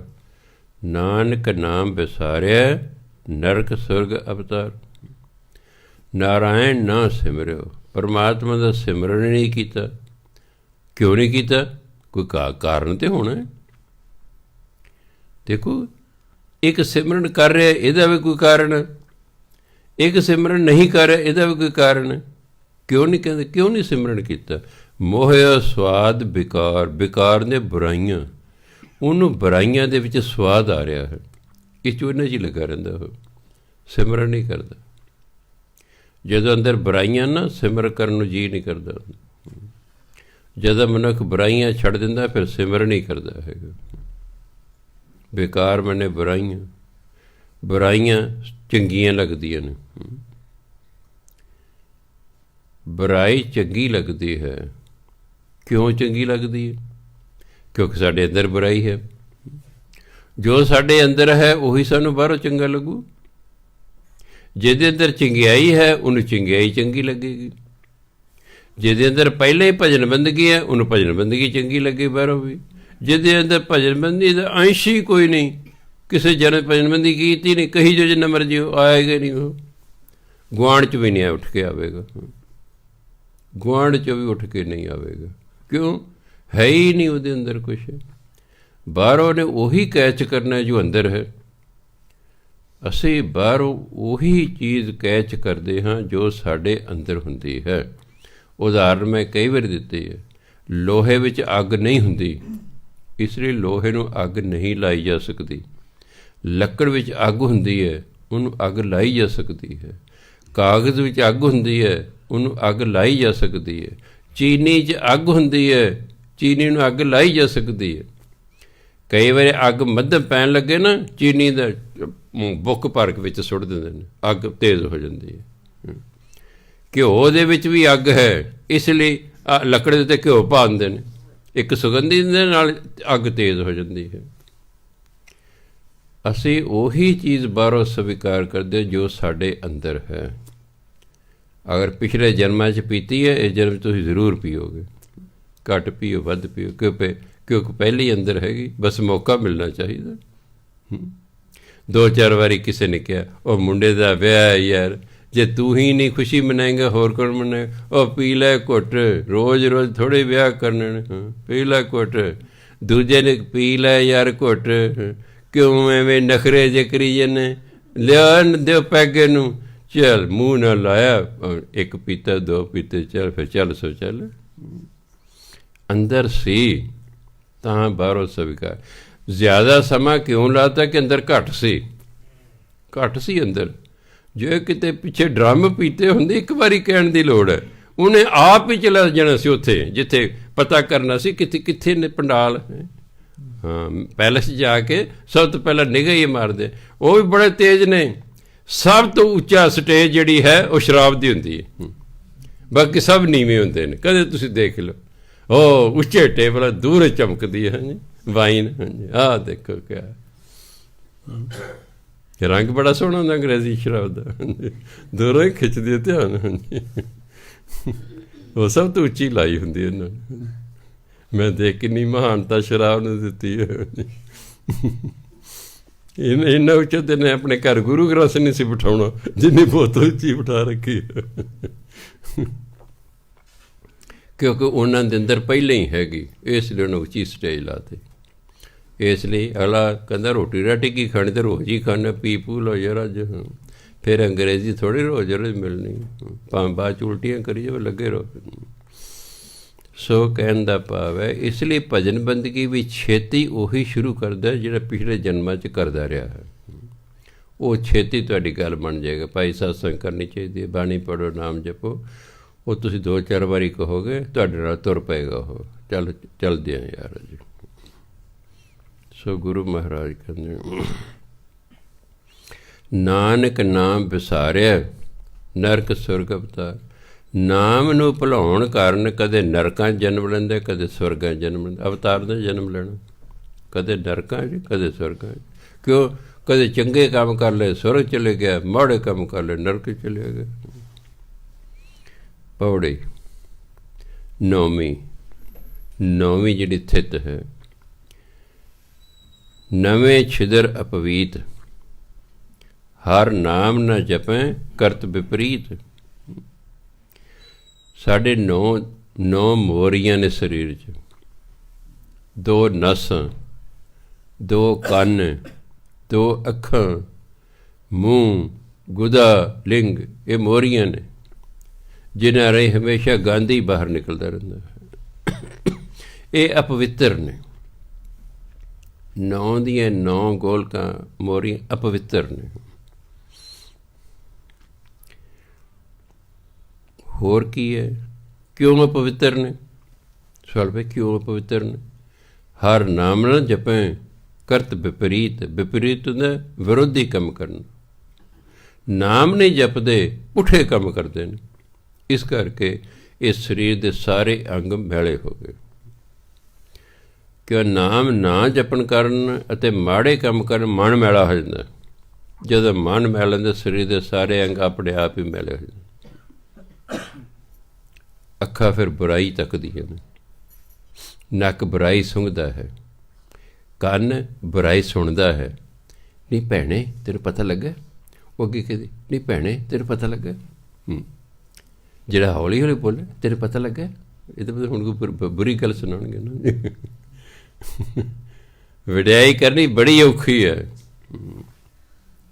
ਵਡਿਆਈ ਕਰਨੀ ਬਹੁਤ ਔਖੀ ਹੈ, ਬੁਰਾਈ ਕਰਨੀ ਬੜੀ ਆਸਾਨ ਹੈ। ਵਡਿਆਈ ਤਾਂ ਉਹੀ ਕਰੇਗਾ ਜਿਹਦੇ ਅੰਦਰ ਗੁਣ ਨੇ। ਜਿਹੜਾ ਹੈ ਹੀ ਬੁਰਾ, ਉਹਨੇ ਕਿਸੇ ਦੀ ਵਡਿਆਈ ਕੀ ਕਰਨੀ? ਉਹਨੇ ਕੀ ਵਡਿਆਈ ਕਰਨੀ? ਵਡਿਆਈ ਕਰਨੀ ਸਭ ਤੋਂ ਔਖਾ ਕੰਮ ਹੈ, ਬੁਰਾਈ ਕਰਨੀ ਸਭ ਤੋਂ ਸੌਖਾ ਕੰਮ ਹੈ। ਵਡਿਆਈ ਕਰਨੀ ਬੜੀ ਔਖੀ ਹੈ। ਕਿਸੇ ਬੀਬੀ ਅੱਗੇ ਦੂਜੀ ਬੀਬੀ ਦੀ ਵਡਿਆਈ ਕਰ ਲਓ, ਤੁਹਾਨੂੰ ਰੋਟੀ ਨਹੀਂ ਰਾਤ ਨੂੰ ਮਿਲੇਗੀ। ਸਤਿ ਸ੍ਰੀ ਅਕਾਲ। ਮੇਰੇ ਭਰਾ ਨੇ ਮੈਨੂੰ ਪਹਿਲੇ ਦਿਨ ਕਹਿਤਾ ਸੀ, ਜਦ ਮੇਰਾ ਵਿਆਹ ਹੋਇਆ, ਕਹਿੰਦਾ ਸੁਣ ਲੈ ਮੇਰੀ ਗੱਲ, ਆਪਣੀ ਘਰ ਵਾਲੀ ਅੱਗੇ ਕਿਤੇ ਭੁੱਲ ਕੇ ਵੀ ਦੂਜੀ ਜਨਾਨੀ ਦੀ ਵਡਿਆਈ ਨਹੀਂ ਕਰ ਦੇਣੀ, ਤੈਨੂੰ ਰੋਟੀ ਨਹੀਂ ਮਿਲਣੀ। ਮੈਂ ਤਜਰਬਾ ਕਰ ਲਈ, ਇੱਕ ਵਾਰੀ ਕਹਿਤਾ ਕਹਿੰਦੇ ਉਹਦੇ ਕੋਲ ਚਲੇ ਜਾਓ। ਦੱਸੋ ਵਡਿਆਈ ਸੁਣਨੀ ਕਿੰਨੀ ਔਖੀ ਹੈ, ਕਰਨੀ ਵੀ ਔਖੀ, ਸੁਣਨੀ ਵੀ ਬੜੀ ਔਖੀ ਹੈ। ਹਰ ਬੰਦਾ ਕਹਿੰਦਾ ਬਸ ਮੇਰੀ ਵਡਿਆਈ ਕਰੋ, ਆਪਣੀ ਵਡਿਆਈ ਸੁਣ ਕੇ ਖੁਸ਼ ਹੈ, ਆਪਣਾ ਬੂਥਾ ਵੇਖ ਕੇ ਖੁਸ਼ ਹੈ, ਚਾਹੇ ਕਿੰਨੇ ਕਾਲਾ ਹੋਵੇ। ਵਾਰੀ ਵਾਰੀ ਸ਼ੀਸ਼ੇ ਵਿੱਚ ਆਪਣੀ ਫੋਟੋ ਸਾਡੇ ਵਰਗੇ ਟੰਗੀਆਂ ਨੇ ਕੰਧਾਂ 'ਤੇ। ਅਸੀਂ ਆਪਣੀ ਹੀ ਫੋਟੋ ਕੰਧਾਂ 'ਤੇ ਟੰਗੀ ਹੁੰਦੀ ਨਾ, ਆਪਣਾ ਬੂਥਾ ਚੰਗਾ ਲੱਗਦਾ ਬਸ, ਇਸ ਲਈ ਆਪਣੀ ਫੋਟੋ ਟੰਗ ਲਈ ਜਿਉਂਦੇ ਜੀ। ਨਹੀਂ ਤਾਂ ਪਹਿਲਾਂ ਮਰੇ ਦੀ ਟੰਗਦੇ ਸਨ, ਅਸੀਂ ਜਿਉਂਦੇ ਜੀ ਟੰਗ ਲਈ। ਇੱਕ ਨਾਲ ਮੈਂ ਮੁਰਦਾ ਵੀ ਟੰਗ ਲਿਆ। ਟੰਗਦੇ ਨਾ ਜਿਉਂਦੇ ਜੀ ਆਪਣੀ ਫੋਟੋ, ਕਿਉਂ? ਆਪਣਾ ਬੂਥਾ ਚੰਗਾ ਲੱਗਦਾ ਭਾਵੇਂ ਕਿਹੋ ਜਿਹਾ ਹੋਵੇ। ਸਾਰੇ ਤਾਂ ਸੋਹਣੇ ਨਹੀਂ ਹੁੰਦੇ, ਪਰ ਫੋਟੋ ਸਾਰਿਆਂ ਨੇ ਆਪਣੀ ਜਿਉਂਦੇ ਜੀ ਕੰਧਾਂ 'ਤੇ ਲਾਈਆਂ ਹੁੰਦੀਆਂ ਨੇ ਵੀ ਮਗਰੋਂ ਪਤਾ ਨਹੀਂ ਕਿਸੇ ਲਾਉਣੀ ਹੈ ਕਿ ਨਹੀਂ ਲਾਉਣੀ, ਹੁਣੇ ਲਾ ਜਾਓ। ਮੇਰੇ ਕੋਲ 2 ਲੱਖ ਰੁਪਏ ਜਮ੍ਹਾਂ ਕਰਾ ਦੇਣ। ਅਸੀਂ ਕਿਹਾ ਜਿਹੜਾ 2 ਲੱਖ ਜਮ੍ਹਾਂ ਕਰੇਗਾ, ਹਰ ਸਾਲ ਜਿੰਨੇ ਸਾਲ ਗੁਰਦੁਆਰਾ ਸਾਹਿਬ ਰਹੇਗਾ, ਉਹਦਾ ਹਰ ਸਾਲ ਅਖੰਡ ਪਾਠ ਹੋਵੇਗਾ। 22 ਬੰਦੇ ਨੇ ਜਿਨ੍ਹਾਂ ਨੇ ਸਾਡੇ ਕੋਲ ਪੈਸੇ ਜਮ੍ਹਾਂ ਕਰਾਏ, ਜਿਸ 'ਚ 7 ਮਰ ਵੀ ਗਏ ਨੇ। ਉਹ ਕਹਿੰਦੇ ਮਗਰ ਸਾਡੇ ਪਰ ਕਿੰਨੇ ਕਰਾਉਣੇ ਜੀ? ਇੱਥੇ ਕੱਢ ਦੋ, ਹੁੰਦਾ ਤਾਂ ਰਹੂ, ਇੱਥੇ ਹੁੰਦਾ ਤਾਂ ਰਹੂ। ਮਗਰੋਂ ਬਾਅਦ 1 ਕਰਾ ਦੇਣਾ ਵੀ 11 ਮਹੀਨੇ ਬਾਅਦ ਮਗਰੋਂ ਲਾਓ। ਜੇ ਕੋਈ ਵਿਆਹ ਕਰਨਾ ਫਿਰ 6 ਮਹੀਨੇ ਬਾਅਦ ਹੀ ਅਖੰਡ ਪਾਠ ਕਰ ਨਿਬੇੜ ਹੋ ਜੀ ਕੰਮ। ਇਹ ਫਾਰਮੈਲਿਟੀ ਹੈ ਵੀ ਦੱਸ ਉਹ ਵਿਆਜ ਕੁੜੀ ਕੱਢੇਗਾ ਤੁਹਾਡੇ। ਡਰਦੇ ਹੋਏ ਪਹਿਲੇ ਹੀ ਵਿਆਹ ਜਿਹੜਾ ਅਖੰਡ ਪਾਠ ਕਰਾ ਲੈਂਦੇ ਨੇ। ਅਜੇ 6 ਮਹੀਨੇ ਮਰੇ ਨੂੰ ਹੋਏ ਨੇ, ਬਰਸੀ ਤਾਂ ਕਿੰਨੇ ਮਨਾਉਣੀ ਹੈ? ਉਹੀ ਤਾਂ 11-12 ਮਹੀਨੇ ਬਾਅਦ ਕਰਨ ਦੇ, ਫਿਰ 6 ਮਹੀਨੇ ਬਾਅਦ ਕਰਾ ਲੈਂਦੇ। ਮੈਂ ਕਿਉਂ ਕੀ ਗੱਲ, ਅਜੇ ਕੁੜੀ ਦਾ ਵਿਆਹ ਕਰਨਾ ਸੀ। ਮੈਂ ਕਿਉਂ? ਤੁਹਾਡਾ ਬਾਪੂ ਜਿਹੜਾ ਹੈ ਵਿਆਹ 'ਚ ਕੋਈ ਰੁਕਾਵਟ ਪਾ ਦੇ, ਉਹ ਬਾਪੂ ਹੀ ਕਹਦਾ, ਉਹ ਬਾਪੂ ਕਹਦਾ ਜਿਹੜਾ ਧੀ ਦੇ ਵਿਆਹ 'ਚ ਰੁਕਾਵਟ ਪਾਵੇ। ਵਹਿਮ ਹੈ, ਇੱਕ ਵਹਿਮ ਹੈ ਬਸ, ਇਹਦਾ ਕੋਈ ਇਲਾਜ ਨਹੀਂ ਹੈ। ਸੋ ਗੁਰੂ ਮਹਾਰਾਜ ਕਹਿੰਦੇ ਨਾਮ ਨਹੀਂ ਜਪਦਾ, ਪੁੱਠੇ ਕੰਮ ਕਰਦਾ ਹੈ, ਇਸ ਲਈ 9 ਦੇ 9 ਛਿਦਰ ਮੋਰੀਆਂ ਜਿਹਨੇ ਅਪਵਿੱਤਰ ਨੇ। ਪਰ ਤ੍ਰਿਆ ਰਮੇ, ਬਗਾਨੀਆਂ ਜਨਾਨੀਆਂ ਨਾਲ ਬਦਫੈਲੀਆਂ ਕਰਦਾ ਹੈ। ਪਕੈ ਸਾਧ ਨਿੰਦ, ਸਾਧੂ ਦੀ ਨਿੰਦਿਆ ਕਰਦਾ ਹੈ। ਕਰਨ ਨਾ ਸੁਣੀ ਹਰ ਜਸ ਬਿੰਦ, ਜਿਹੜੇ ਕੰਨ ਨੇ, ਕਰਨ ਬਣੇ ਕੰਨ 1 ਸੈਕਿੰਡ ਬਿੰਦ, 1 ਸੈਕਿੰਡ ਲਈ ਵੀ ਹਰੀ ਜਸ ਨਹੀਂ ਸੁਣਦੇ। ਹਰੀ ਦੀ ਵਡਿਆਈ ਕਿਸੇ ਦੀ ਵੀ ਹੈ, ਬੰਦਾ ਸੁਣਨ ਲਈ ਤਿਆਰ ਨਹੀਂ ਹੁੰਦਾ। ਇਹ ਮੱਚ ਜਾਂਦਾ ਹੈ, ਇਹ ਚਾਹੁੰਦਾ ਮੇਰੀ ਵਡਿਆਈ ਹੋਵੇ ਬਸ। ਇਹ ਕਿਸੇ ਦੀ ਵਡਿਆਈ ਸੁਣ ਕੇ ਰਾਜੀ ਨਹੀਂ ਹੁੰਦਾ ਹੈਗਾ। ਇੱਕ ਵਾਰ ਸਾਡਾ ਪ੍ਰਿੰਸੀਪਲ ਕਹਿੰਦਾ ਜਾਣ ਸੇ ਬੈਠ, ਪੀੜ ਤੇਰਾ ਖਾਲੀ, ਮੈਂ ਖਾਲੀ, ਲੈ ਕੇ ਤਮਾਸ਼ਾ ਵਿਖਾਵਾਂ। ਪੀਏ ਨੂੰ ਕਹਿੰਦਾ ਫਲਾਣੀ ਬੀਬੀ ਨੂੰ ਸੱਦ ਕੇ ਲਿਆ, ਟੀਚਰ ਨੂੰ ਉਹ ਸੱਦ ਲਿਆ। ਕਹਿ ਜੀ ਮੈਨੂੰ ਪਤਾ ਲੱਗਿਆ ਵੀ ਫਲਾਣੀ ਜਿਹੜੀ ਬੀਬੀ ਹੈ ਉਹ ਬਹੁਤ ਅੱਛੀ ਹੈ, ਉਹ ਬਹੁਤ ਵਧੀਆ ਪੜ੍ਹਾਉਂਦੀ ਹੈ, ਬੱਚੇ ਉਸ 'ਤੇ ਬੜੇ ਖੁਸ਼ ਨੇ। ਕਹਿੰਦੇ ਸਰ ਜੀ ਤੁਹਾਨੂੰ ਨਹੀਂ ਪਤਾ, ਉਹ ਤਾਂ ਨਖਿੱਧ ਹੈ, ਤੁਹਾਨੂੰ ਕਿਹਨੇ ਕਹਿੰਦਾ ਵਧੀਆ ਹੈ? ਕਹਿੰਦਾ ਅੱਛਾ ਬੀਬਾ ਜਾਓ। ਕਹਿੰਦੇ ਜਾਉਣ ਸੀ ਬੈਠੇ ਰਹੋ, ਦੂਜੀ ਸੱਦ ਲਈ। ਕਹਿੰਦੇ ਤੁਸੀਂ ਫਲਾਣੀ ਬੀਬੀ? ਹਾਂ ਜੀ ਜਾਣਦੇ ਮੈਥ ਪੜ੍ਹਾਉਂਦੀ। ਮੈਂ ਕਹਿੰਦੇ ਬੱਚੇ ਕਹਿੰਦੇ ਬਹੁਤ ਵਧੀਆ ਪੜ੍ਹਾਉਂਦੀ ਹੈ, ਕਦੇ ਪੀਰੀਅਡ ਛੱਡਦੀ ਹੈ, ਵੇਲੇ ਸਿਰ ਆਉਂਦੀ ਹੈ, ਵੇਲੇ ਸਿਰ ਜਾਂਦੀ ਹੈ, ਬੱਚੇ ਨੂੰ ਪਿਆ। ਸਰ ਜੀ ਤੁਸੀਂ ਕਦੇ ਖਿਆਲ ਹੀ ਨਹੀਂ ਕੀਤਾ ਇਹ ਕੀ ਕਰਦੀ ਹੈ? ਉਹਦੇ ਵੱਲ ਲੱਗੀ ਬੋਲਣ। ਕਹਿੰਦਾ ਬੀਬਾ ਤੂੰ ਵੀ ਜਾ। ਕਹਿੰਦਾ ਹੋਰ ਸੱਦਣੀ ਮੈਂ ਕੀ ਫਾਇਦਾ ਜੀ, ਮੈਨੂੰ ਪਤਾ ਸੁਭਾਵਾਂ ਦਾ ਪਤਾ। ਹਾਂਜੀ, ਵਡਿਆਈ ਨਹੀਂ ਸੁਣ ਕੇ ਕੋਈ ਰਾਜੀ ਹੈ, ਆਪਣੀ ਵਡਿਆਈ ਸੁਣ ਕੇ ਰਾਜੀ ਹੈ। ਇਸ ਲਈ ਨੇ ਰੱਬ ਦੀ ਵਡਿਆਈ ਕੀ ਕਰਨੀ? ਜਿਹਨੂੰ ਵਡਿਆਈ ਸੁਣਨੀ ਹੀ ਔਖੀ ਲੱਗਦੀ, ਉਹਨੇ ਵਡਿਆਈ ਕਰਨੀ ਕਿਸੇ ਦੀ ਕੀ ਹੈ? ਤਾਂ ਗੁਰੂ ਮਹਾਰਾਜ ਕਹਿੰਦੇ ਸਾਧੂਆਂ ਦੀ ਨਿੰਦਿਆ ਕਰਦਾ ਹੈ, ਬਗਾਨੀਆਂ ਔਰਤਾਂ ਨਾਲ ਬਦਫੈਲੀਆਂ ਕਰਦਾ ਹੈ, ਕੰਨਾਂ ਦੇ ਨਾਲ ਹਰੀ ਜਸ 1 ਸੈਕਿੰਡ ਲਈ ਵੀ ਨਹੀਂ ਸੁਣਦਾ। ਹਿਰੇ ਪਰਦਰਬ ਉਦਰ ਕਹਿਤਾ। ਹਿਰੇ ਹੁੰਦਾ ਚੋਰੀ ਕਰਨਾ, ਪਰਦਰਬ ਹੁੰਦਾ ਦੂਜਿਆਂ ਦਾ ਧਨ ਦੌਲਤ, ਉਦਰ ਹੁੰਦਾ ਪੇਟ। ਆਪਣੇ ਪੇਟ ਦੀ ਖਾਤਰ ਦੂਜਿਆਂ ਦਾ ਧਨ ਦੌਲਤ ਚੋਰੀ ਕਰਦਾ ਹੈ। ਅਗਰ ਨਾ ਨਿਵਰੇ ਤ੍ਰਿਸ਼ਨਾ ਨਾ ਬੁਝਾਈ, ਤ੍ਰਿਸ਼ਨਾਵਾਂ ਦੀ ਅੱਗ ਖਤਮ ਨਹੀਂ ਹੁੰਦੀ, ਤ੍ਰਿਸ਼ਨਾਵਾਂ ਬੁਝਦੀਆਂ ਨਹੀਂ ਹੈਗੀਆਂ। ਹਰ ਸੇਵਾ ਬਿਨ ਇਹ ਫਲ ਲਾਗੇ, ਜਿਹੜੇ ਪ੍ਰਮਾਤਮਾ ਦਾ ਸਿਮਰਨ ਨਹੀਂ ਕਰਦੇ ਹੁਣ ਇਹ ਫਲ ਲੱਗਦੇ ਨੇ ਉੱਪਰ ਜਿੰਨੀਆਂ ਬੁਰਾਈਆਂ ਸਾਰੇ। ਨਾਨਕ ਪ੍ਰਭ ਬਿਸਰਤ ਮਰ ਜੰਮੇ ਅਪਾਗੇ। ਇਹ ਜਮੈ ਨਹੀਂ ਪੜ੍ਹ ਦੇਣਾ, ਜੰਮੈ। ਪਰਮਾਤਮਾ ਨੂੰ ਵਿਸਾਰਨ ਕਰ। ਇਹ ਮਰਦੇ ਰਹਿੰਦੇ ਹਨ, ਜੰਮਦੇ ਰਹਿੰਦੇ ਨੇ, ਮਰਦੇ ਰਹਿੰਦੇ ਨੇ, ਜੰਮਦੇ ਨੇ, ਅਭਾਗੇ ਨੇ। ਇਹ ਬਦਕਿਸਮਤ ਨੇ, ਇਹ ਬਦਕਿਸਮਤ ਨੇ। ਰੱਬ ਨੂੰ ਭੁਲਾ ਕੇ ਮਾੜੇ ਕੰਮ ਕਰਦੇ ਨੇ, ਜੰਮਦੇ ਮਰਦੇ ਰਹਿੰਦੇ ਨੇ, ਦੀ ਗਤੀ ਹੀ ਨਹੀਂ ਹੁੰਦੀ। ਸਤਿਕਾਰਯੋਗ ਸਾਧ ਸਿੰਘ ਜੀ, 14 ਤਰੀਕ ਨੂੰ 7ਵੇਂ ਪਾਤਸ਼ਾਹ ਦਾ ਪ੍ਰਕਾਸ਼ ਦਿਵਸ ਹੈ। 16 ਤਰੀਕ ਨੂੰ ਭਗਤ ਰਵਿਦਾਸ ਜੀ ਦਾ ਪ੍ਰਕਾਸ਼ ਦਿਵਸ ਹੈ। ਇਹ ਦੋਨਾਂ ਦੇ ਸੰਬੰਧ ਵਿੱਚ ਕੱਲ੍ਹ ਨੂੰ ਅਖੰਡ ਪਾਠ ਸ਼ੁਰੂ ਹੋ ਰਹੇ ਹਨ। ਸੋ ਸਾਰੇ ਪਾਠੀਆਂ ਨੂੰ ਬੇਨਤੀ, ਆਪਣਾ ਵੇਲੇ ਸਿਰ ਆਪਣੀਆਂ ਡਿਊਟੀਆਂ 'ਤੇ ਹੋਣਾ ਹੈ। ਬਾਕੀ ਸੰਗਤ ਨੇ ਵੀ ਖਿਆਲ ਰੱਖਣਾ। ਐਤਵਾਰ ਨੂੰ ਫਿਰ 9 ਵਜੇ ਤੋਂ ਲੈ ਕੇ 10 ਵਜੇ ਤੱਕ ਉੱਥੇ ਪ੍ਰੋਗਰਾਮ ਹੋਏਗਾ। ਫਿਰ 14 ਤਰੀਕ ਨੂੰ 7ਵੇਂ ਪਾਤਸ਼ਾਹ ਦੇ ਜੀਵਨ ਬਾਰੇ ਆਪਾਂ ਇੱਥੇ ਵਿਚਾਰ ਕਰਾਂਗੇ। 16 ਤਰੀਕ ਨੂੰ ਭਗਤ ਰਵਿਦਾਸ ਜੀ ਦੇ ਜੀਵਨ 'ਤੇ ਆਪਾਂ ਵਿਚਾਰ ਕਰਾਂਗੇ ਸਿੱਖਤਾ ਪਰਤਾ ਰਾਹੀਂ। ਸੋ ਹੁਣ ਕਿਉਂਕਿ ਤਿਆਰੀ ਕਰਨੀ ਹੈ, ਇਸ ਲਈ ਸਾਰਿਆਂ ਨੂੰ ਵਾਹਿਗੁਰੂ ਜੀ ਕਾ ਖਾਲਸਾ, ਵਾਹਿਗੁਰੂ ਜੀ ਕੀ ਫਤਿਹ।